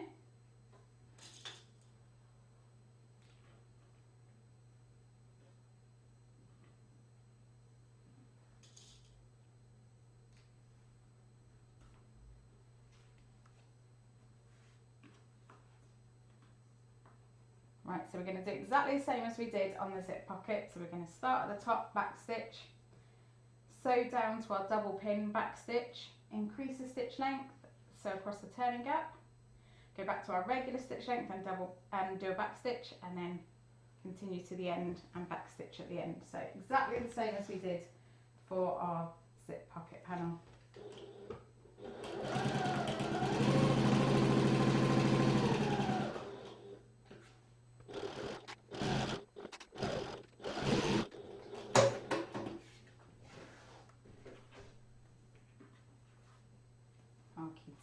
So before we steam this, we need to trim the corners. So what we're going to do is, this is what most people usually do, is just trim that corner off like that. But we are going to do a double clip, so we're going to do that, and then we're going to take a little bit more and a little bit more the other side. Okay, so again, I'm going to take the regular corner. I'm going to take a little bit more and a little bit more. Now don't go too close to your stitching, that when you turn that out it pulls all the stitching out, but taking all this extra bulk out is going to give you a really neat square corner. So we'll just take a bit of extra bulk out of the seam allowance there at the top as well, and on the other side. So that is my pocket piece with all of the extra bulk taken out, and we'll steam press the basting stitches at the bottom first, and then we'll remove those stitches. So I'm going to do that on the ironing board.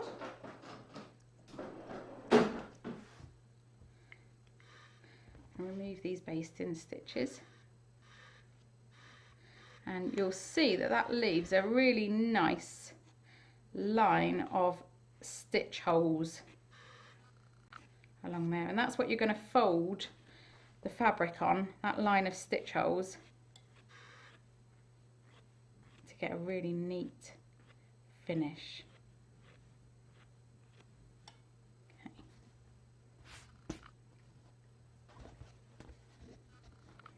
So take all this extra thread out. Okay.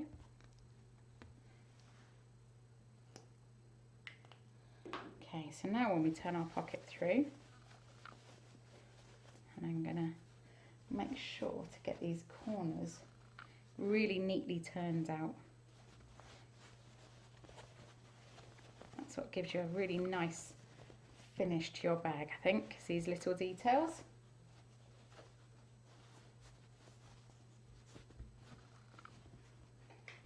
And I'm going to use my crochet hook to push out the corners, but you can use a collar pointer. Now I like to run my crochet hook along the seam on the edge there, and then once I've run it along the edge there, just to make sure that all the seam is fully turned out, give it a little steam press.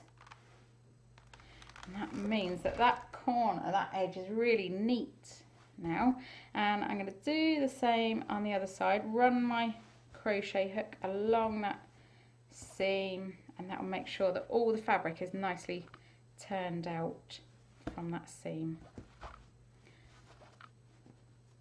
Give a little finger roll and then give it a press. Now my fabric's directional, so if I don't want to have an upside down pocket, this is going to need to be my right side. So once I've decided which is my right side of my pocket, because if it was that way round, it'd be upside down, wouldn't it? I've done the two side edges. I need to do the top now. Just give it a nice little press, make it nice and crisp. Now this line of stitch holes that I made, I'm going to fold along there and use my thumbnail just to do a little score along that line of stitch holes, and the same on the other side. This is just temporarily to hold the seam allowances in. Now from the right side of your pocket, pull those seam allowances so that they match perfectly on the bottom, and then give it a steam press to hold it into place. And that just means that you're not going to get a messy bottom edge. And if you can see, there's a little sort of curve here on mine. So once I've cooled that fabric down a little bit, I'm just going to finger roll that a little bit more. Make sure that that's nice and neat. Another press. Now on the top edge, our folded edge of the right side, I'm going to do a little top stitch just to keep all the layers together.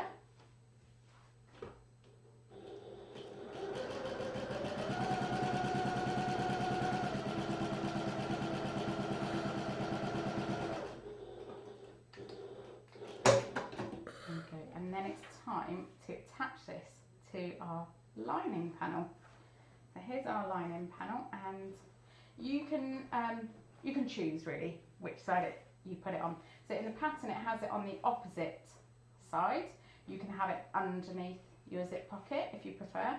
You could even do one ginormous long slip pocket that goes the whole length of your lining panel. You could do some bottle pockets, you could do slip pockets, you could do whatever you like.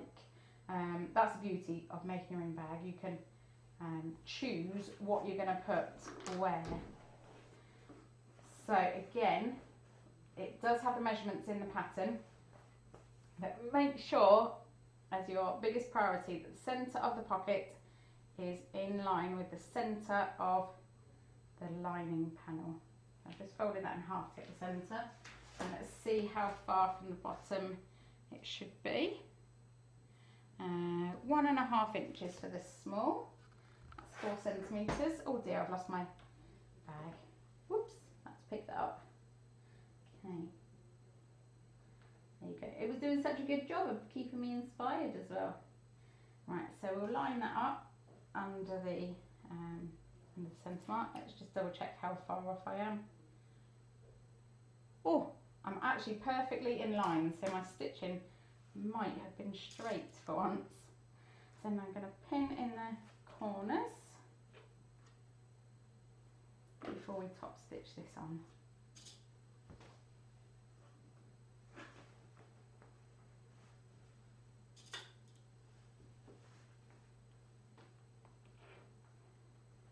Now we're going to stitch along the sides, bottom and back up. But if you would like to divide your pocket, now is a great time to do it. So if I use my ruler and work out where the centre of the panel is, I can do a little chalk line down here. Now I'm using a Chaco liner. This is just chalk powder, and it's got a little metal wheel on the end, and as you roll along, it leaves a little line of chalk behind that just brushes off or blows off. If it's stubborn and it's not blowing off, you can just use a little dab of water to get it off. So because I've got this central dividing line, let's pop another pin in there just to be sure, hold it in place. What I'm going to do is I'm going to sew, let me turn this around so you can see. I'm going to sew down from the top. I'm going to reinforce at the top. I'm going to sew down and pivot along to this central line, and then I'm going to sew up the central line and back stitch a couple, and then turn around, pivot and go back down the central line, along the bottom, back up to the top and back stitch. So that means that this central line will have a double line of stitching, but if you can stitch directly on that central line, it'll be nice and neat. You'll only end up with one lot of back stitching. You won't have a lot at the bottom and at the top. So that's what I'm going to do. If you'd rather not divide it, or you'd rather not do that, no problem.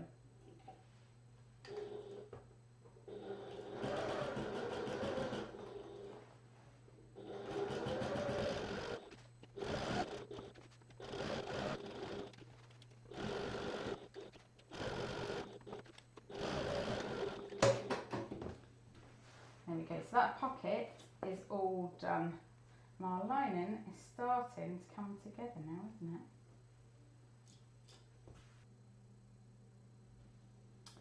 Right, so all we need to do now is pop our magnetic snap into the lining. So this is the top here. And again, we're using that centre mark that we made. And the pattern tells you how far down to pop it. So let's double check. 1 3/4 inches, that's 4.5 centimetres from the top. Okay, so we'll do it on the centre line, and that's going to be to the centre of the washer. Okay, so make a mark at the right measurement, and then we'll need the washer from the packet.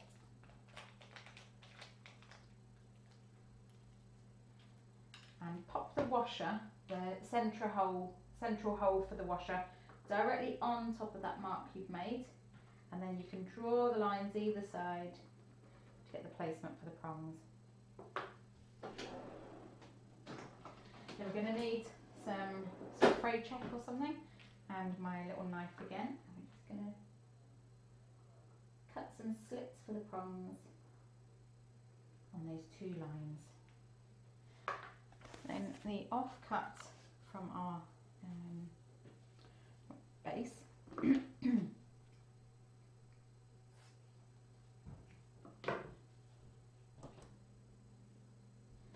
we're just going to cut a couple of 1-inch-ish squares of stabiliser from there. That's all we need from that. And use your washer again to work out where to cut.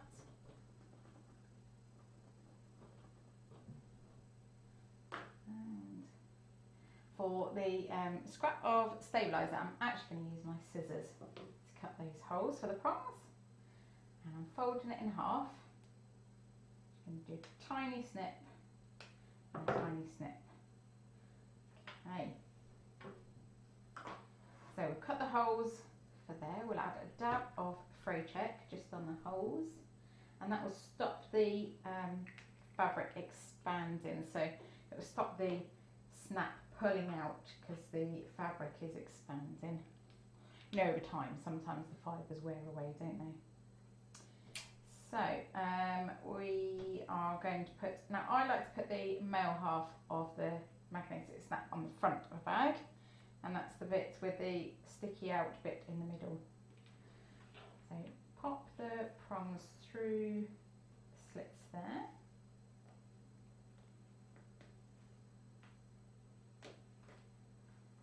Okay, and make sure that that's pushed right the way to the fabric. And then pop on the scrap of stabiliser. Okay, and make sure that's pushed down fully. You can use the end of a pencil if you want to make sure that that's just fully pushed down.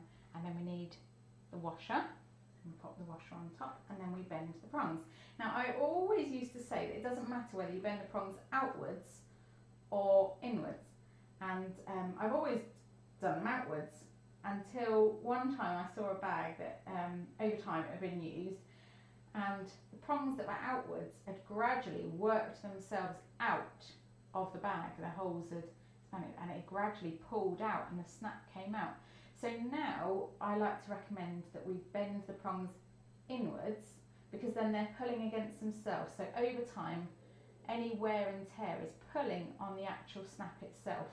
So it won't have that chance to work its way loose. Now these ones are particularly strong. They're from Emmeline bags and the prongs are a bit stronger. So I like to use the edge of my table just to get that started folding over. And then from there you can fold it over, and you can use the edge of, I don't know, the end of a knife or end of something flat. I wouldn't recommend your scissors in case you slip and cut yourself, and I wouldn't recommend hammering in case you take the magnetic charge. Okay, I'll just fold the other side in, and there we go. So there's my magnetic snap. Now if you've got some duct tape handy, pop a bit of duct tape over there, and that will just cover that all and stop those prongs rubbing through to your exterior fabric. I don't at the moment. I've run out and can't really justify going to the shop just for some duct tape, so we're going to pretend I've put some duct tape there. Or you could put a large scrap of interfacing, you could fuse it over, something like that. Then we need to add the second half of the magnetic snap to the second central line.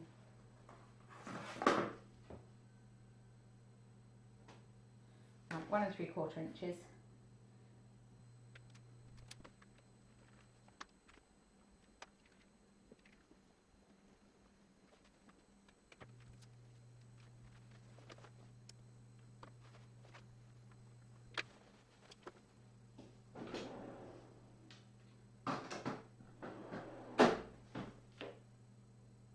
Right, so the lining's all done now. We just need to sew the short end together.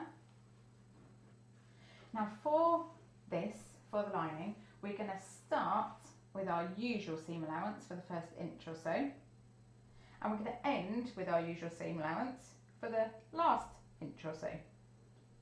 And then in between, we're going to increase the seam allowance to a 1/2 inch. That's 1.2 centimetres. So if you want to mark that on your fabric, please do so. Otherwise you can just sort of wing it a bit. You can get started on the 3/8 of an inch seam allowance and then increase to a 1/2 inch. You don't need to leave a turning gap, remember, when you're sewing this, because we've left the turning gap in the bottom of the zip pocket.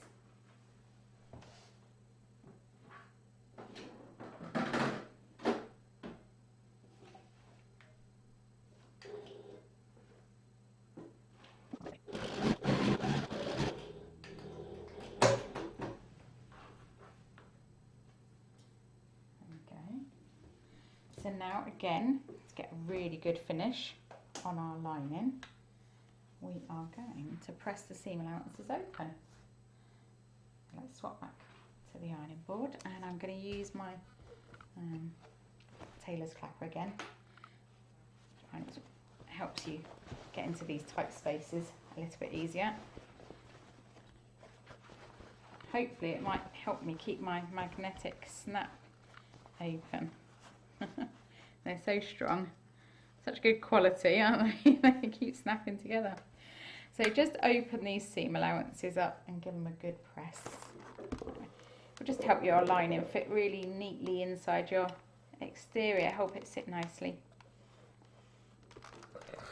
Give it a really good finish.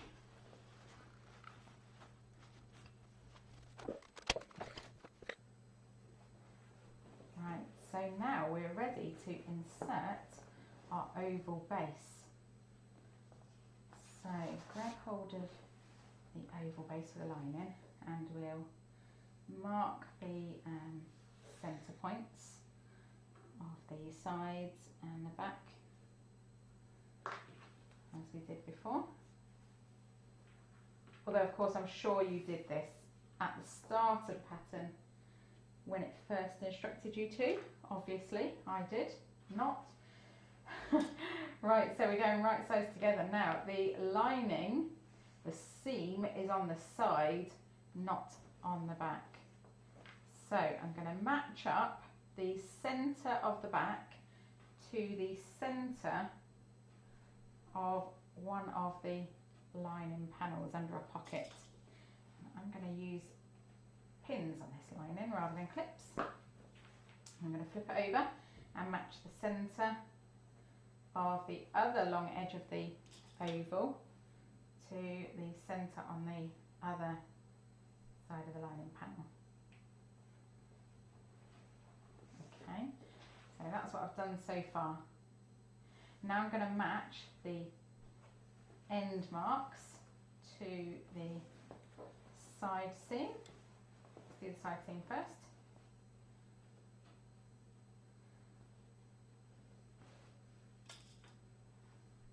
And then, I know we marked this earlier, centre of the panel, and this is when it comes in handy. So match into the other end of the oval.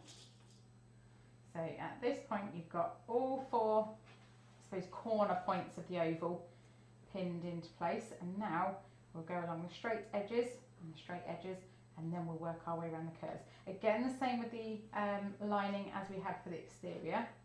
You shouldn't need to snip into this to ease it around the curve because it's quite a nice, wide, generous curve. But if you do need to, don't panic.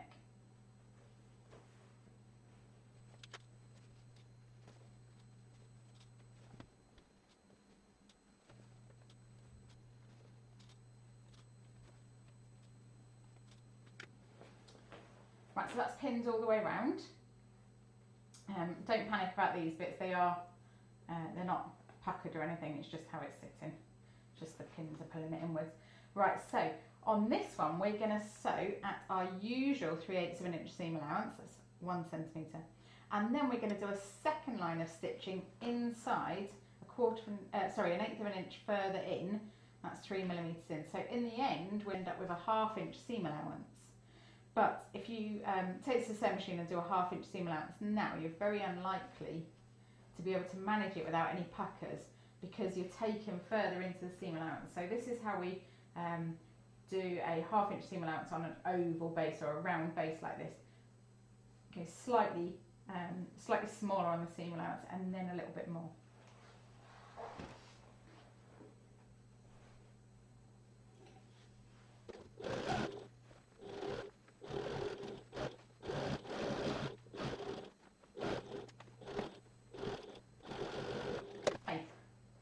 Usually, if your thread is going to break anywhere, it will be on an oval base. That's usually how it works. Okay, so that one was a little bit easier because you haven't got all of the stabiliser involved there as well. So you can choose whether you want to do your extra row of stitching first or whether you want to trim the seam allowances and then do the extra row of stitching. It's your choice. It can ease the pressure on this curve, on the seam, if you trim it first and then sew it, but it's your choice. So before I do my second row, I'm just going to go around and feel around the inside of my base to check that I haven't got any puckers. And if I don't think I have, I'm just going to pop my head in there to have a peek. Nope, we're all good. Right, so I'm actually going to trim the seam allowance before I do my second row of stitching.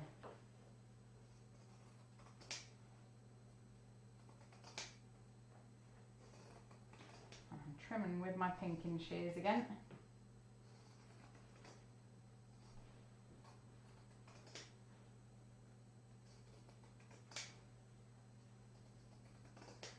And you can go as close to the stitches as you like on this, as long as you don't cut through them. Because remember, we've got another 1/8 of an inch going into this seam allowance.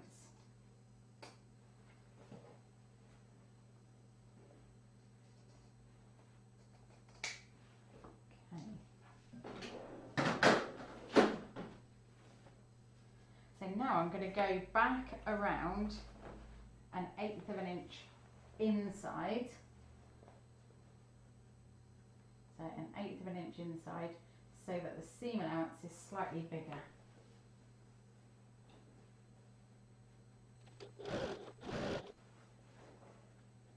If you tug it from the top as you're sewing, it does help to even out the layers.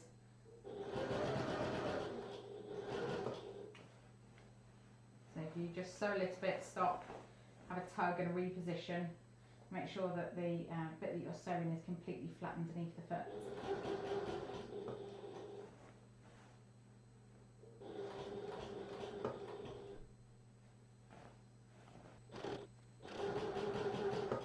Should have probably said that if you do trim the seam allowance, you haven't got as much to hang on to as you're going around on this second row of stitching.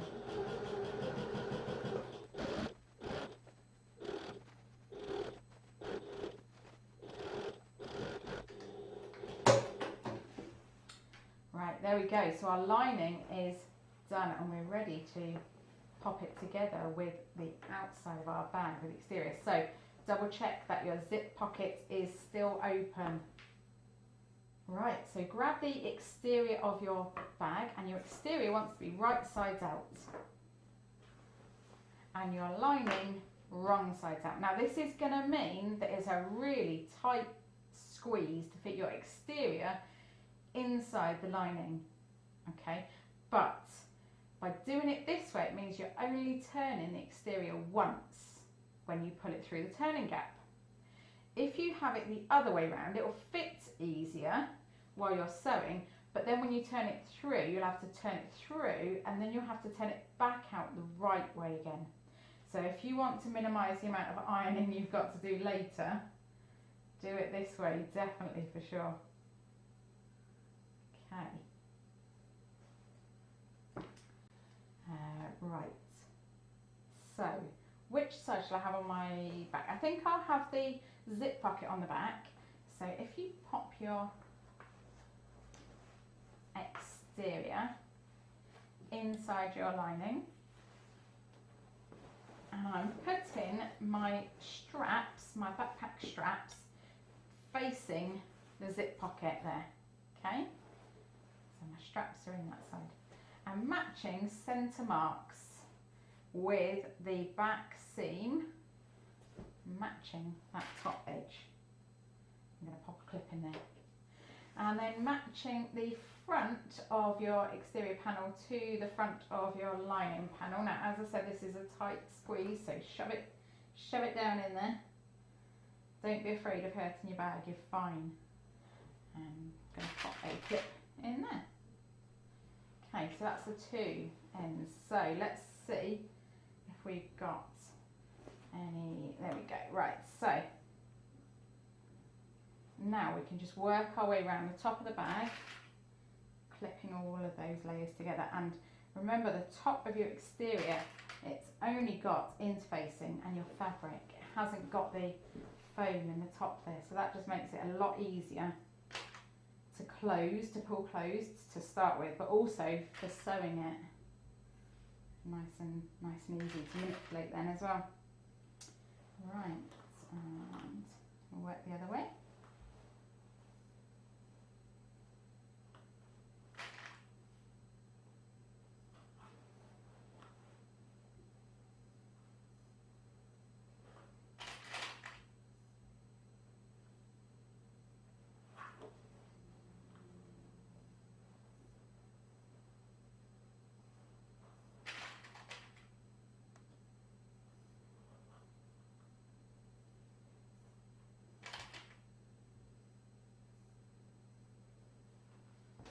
Right, so I've clipped all the way around the top edge there, and I'm going to sew those together. I don't need to leave a turning gap because the turning gap is here in my zip pocket. Now, if you've got a free arm, you'll want to use that. If you've got a flatbed like mine, I usually sew things like this inside. Okay, so I'm going to pop it on my machine with the foot inside, and then I'm just going to sew around. Let's see if I turn it slightly, you might be able to see a little bit better. Now where's the back? There's the back. So I'm going to start sewing at the back.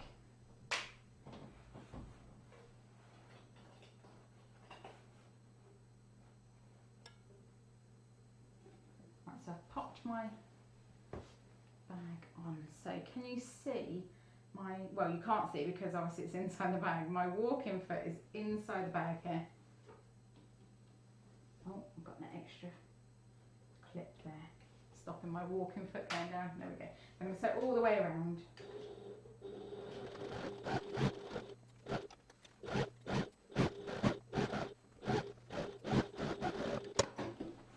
There we go, and we're back to the start. So now it's time to steam our zip pocket basting stitches again. Now I know we've already steamed them once, we're going to steam them again just to make sure that that leaves a really, really neat turning gap.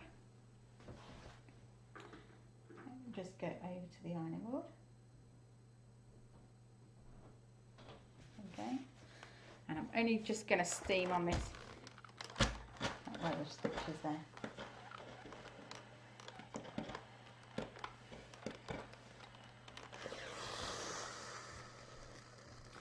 Now we can remove those basting stitches and turn our bag through. And we should have a pretty good idea of what it's going to look like already from the exterior. First time seeing it with a lining in, which is very exciting.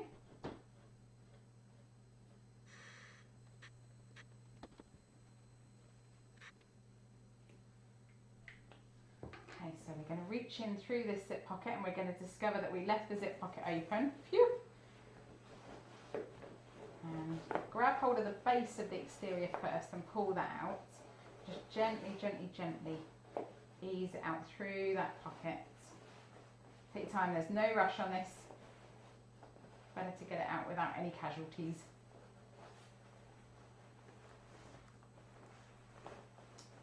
There we go. Okay, so push all the edges out. Don't worry about these creases. We're going to give that a really good steam press. Okay, and there we go. So there's our exterior and our lining nicely out. Let's double check that I haven't forgotten anything before we close it all up. Right.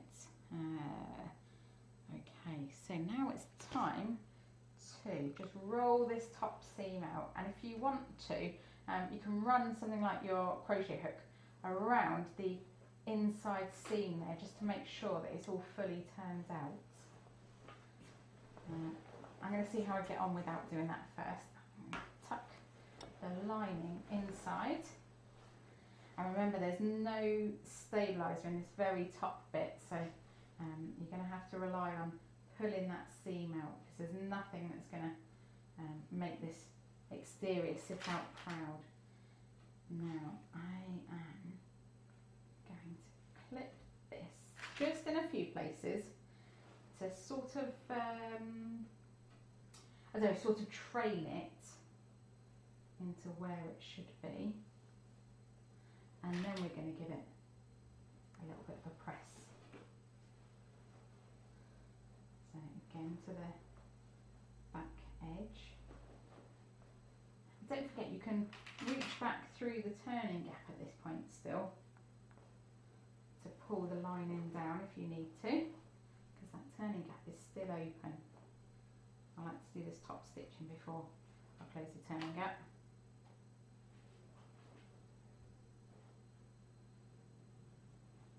Okay, so where that side seam is, just manipulate those seam allowances to lay flat. We did press them open, so they'll sit flat a bit easier. Okay, manipulate this. Now it seems like the lining is baggy at the moment. Don't panic, that's just because it's not been pushed into place yet. It's not been pressed, but don't panic. Okay. Right, so I've got some good clips on there. And now I can push my lining into place just temporarily because we haven't closed that turning gap yet, remember. So push that into place. Nice, very nice. Wonder where I'm going to take my new bag. I like to think somewhere botanical, maybe. Nice gardens. Won't be travelling far, fortunately. Okay, right. Okay, so now on the end of your ironing board or using your sleeve board or something, you can just press that whole top edge to make sure it sits really neat and really flat before we top stitch it into place. Pop that inside.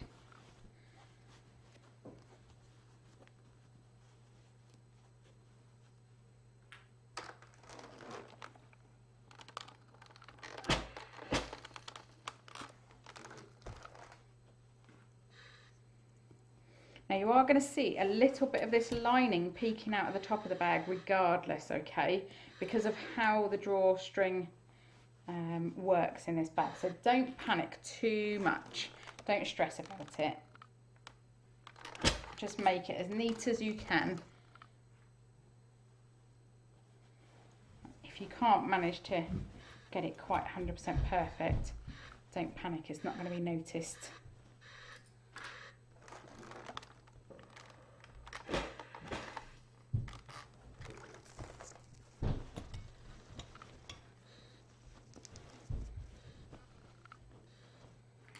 In fact, I'm not sure I even need my clips afterwards because this fabric is sitting really neat after pressing.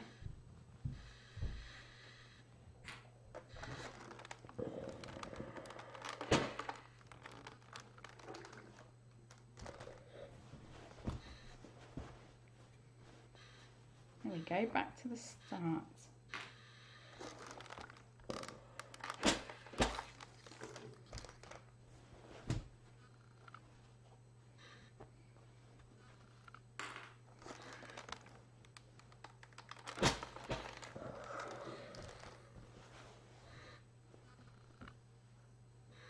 Okay, that looks great actually. That has come down nicely. So if you've got a free arm, you can now sew this around the entire top edge like this, but I haven't got a free arm. So to ensure that I'm top stitching on my exterior fabric, I'm going to turn it through once more, which is why I haven't done the final press yet, because I know already that I'm doing a bit more turning and creasing. So again, I'm going to sew inside the bag, my walking foot inside. I'm going to sew around the entire top 1/8 of an inch from the top. That's 3mm seam allowance.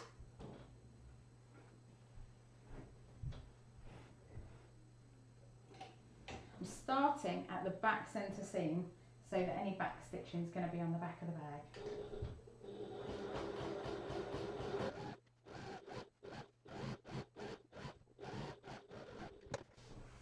There we go. Now before I turn this right way out and before I close my turning gap, because I've had to turn it inside out to sew, I'm now going to go and finish that second line of top stitching on the bottom edge of the strap channel. Do you remember we only did one line earlier? So now, I've done my 1/4 of an inch.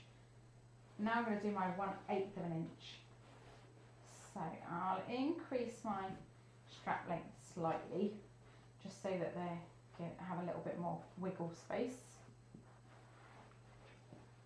Okay, and I just move those out of the way. And I'm going to smooth the strap channel down as much as I can, so that as I'm sewing through all of these layers and they're going to be as smooth as possible.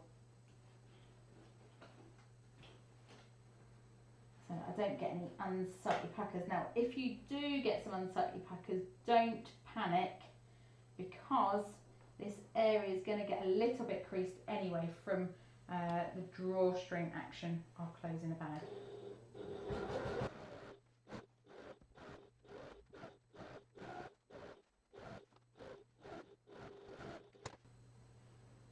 So we'll pull that off the machine. There we go. So I've top stitched, and then I've also done this extra line of stitching on the bottom of the strap channel. See, it only goes as far as the strap channel. Now that, as I said earlier, that is to ensure that the lining stays in place after you've started using the drawstring of the bag. Just make sure that everything stays where it should be. So before I turn this bag through, I might as well close up my turning gap now in the bottom of the pocket. And do you remember we left those stitch holes, didn't we, from the basting stitches?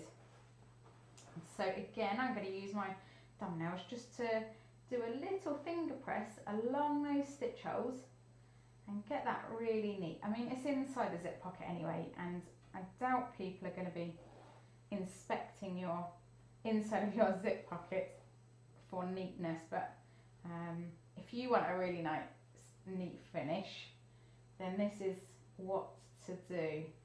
Sometimes it's nice knowing, isn't it, that in the secret inside of your bag there's a really nicely finished turning gap, and nobody else is going to see it, but you know it's there. And whenever you use your bag, you can have that little bit of a boost that you've got a really neat finish in there. So, okay, now don't worry about my base, my lining bottom. It looks a bit wrinkled. That's because I haven't turned it out fully yet. Don't panic. There we go.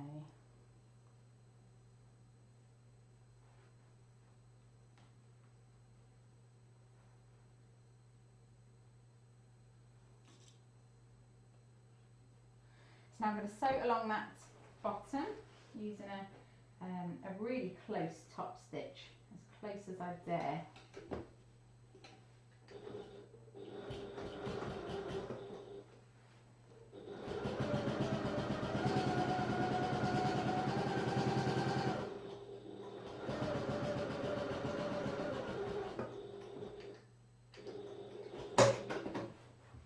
So it turns out as close as I dare is 1/8 of an inch. It sounded good, didn't it? Right, okay, so we'll tuck that back inside. Make sure those corners are pushed out nicely. As soon as we've gone to all that trouble to make sure the turning gap was nice and neat. And I'm going to close that zip now. Okay, so let's turn it right sides out, and all we need to do now is a final press. Okay, now don't be tempted to take pictures and pop it on Facebook or Instagram yet. Do your final press first, and then you can pop it on. There we go. It'll always look much neater, and you'll be happier with it if you do your final press first. I mean, look at that. Look how awfully creased that is. That looks like me first thing in the morning, all wrinkly and haggard. Okay, let me increase my straps slightly so they're slightly more even. There we go. Now, the best way to press this bag is get yourself something quite thick, like a towel or a heavy jumper or some thick fabric, and shove it in there right the way to the end. And then maybe put on your oven glove and hold it in there and just steam against the bag. So you can steam against the base, you can steam against the sides, and inside the bag, as I'm doing that, I've got my hand pushed up against it. So have the oven glove and your heavy fabric between your hand and the bag. Don't want you to get scalded, but push against it, and then you can steam it nicely and you're not losing any of the shape. So I'm going to nip and get something, maybe a towel or something, a tea towel to pop in there and hold it while we steam it. So I'll be right back. Right, let's get pressing. So I'm really excited actually. I love finishing a bag. So I've got a quite a heavy towel. I'm going to pop that right in the bottom. I'm going to push it right the way to the end as far as I can, and that's going to provide us with a surface, like a pressing surface, like a tiny portable ironing board. Okay, so make sure that's in all the corners. And then I'm going to pop my oven glove on. If I'd known it was going to be on telly, I would have brought a pink one or something pretty. And then I'm bringing the iron over. Now, pushing against that base with my hand in the oven glove and with the heavy towel there. Just steaming, steaming, steaming. And if you can feel your hand getting warm, take your hand out straight away and take the iron off the bag straight away, okay? Don't risk getting hurt. I mean, a nice bag is worth a lot of things, but getting scalded isn't one of them. So can you see what a difference that's made to my base? If only we could do that to real life bottoms, that would be great, wouldn't it? So now I'm going to go all around the bag, just gently. And remember, if you can feel any kind of warmth seeping through, you pull that iron off straight away. You pull your hands out, don't risk it, okay? Safety never takes a day off, as we would usually say at retreat. So I'm just moving that towel inside and moving my hand with the oven glove on to provide a solid surface to press on all the way round, all the way back round. Now don't worry too much about the strap channel. That's always going to be creased once you start using it. So I think that might be pretty good. Let's pull the towel out. And careful, because if that's got steam on it, that could be hot. Okay. Let's have a quick look. So we've got a nice flat base. Bag looks pretty good. Great, there's only one thing left to do. If you've ever been to one of my retreats, you'll know what this is. This is my finish bell.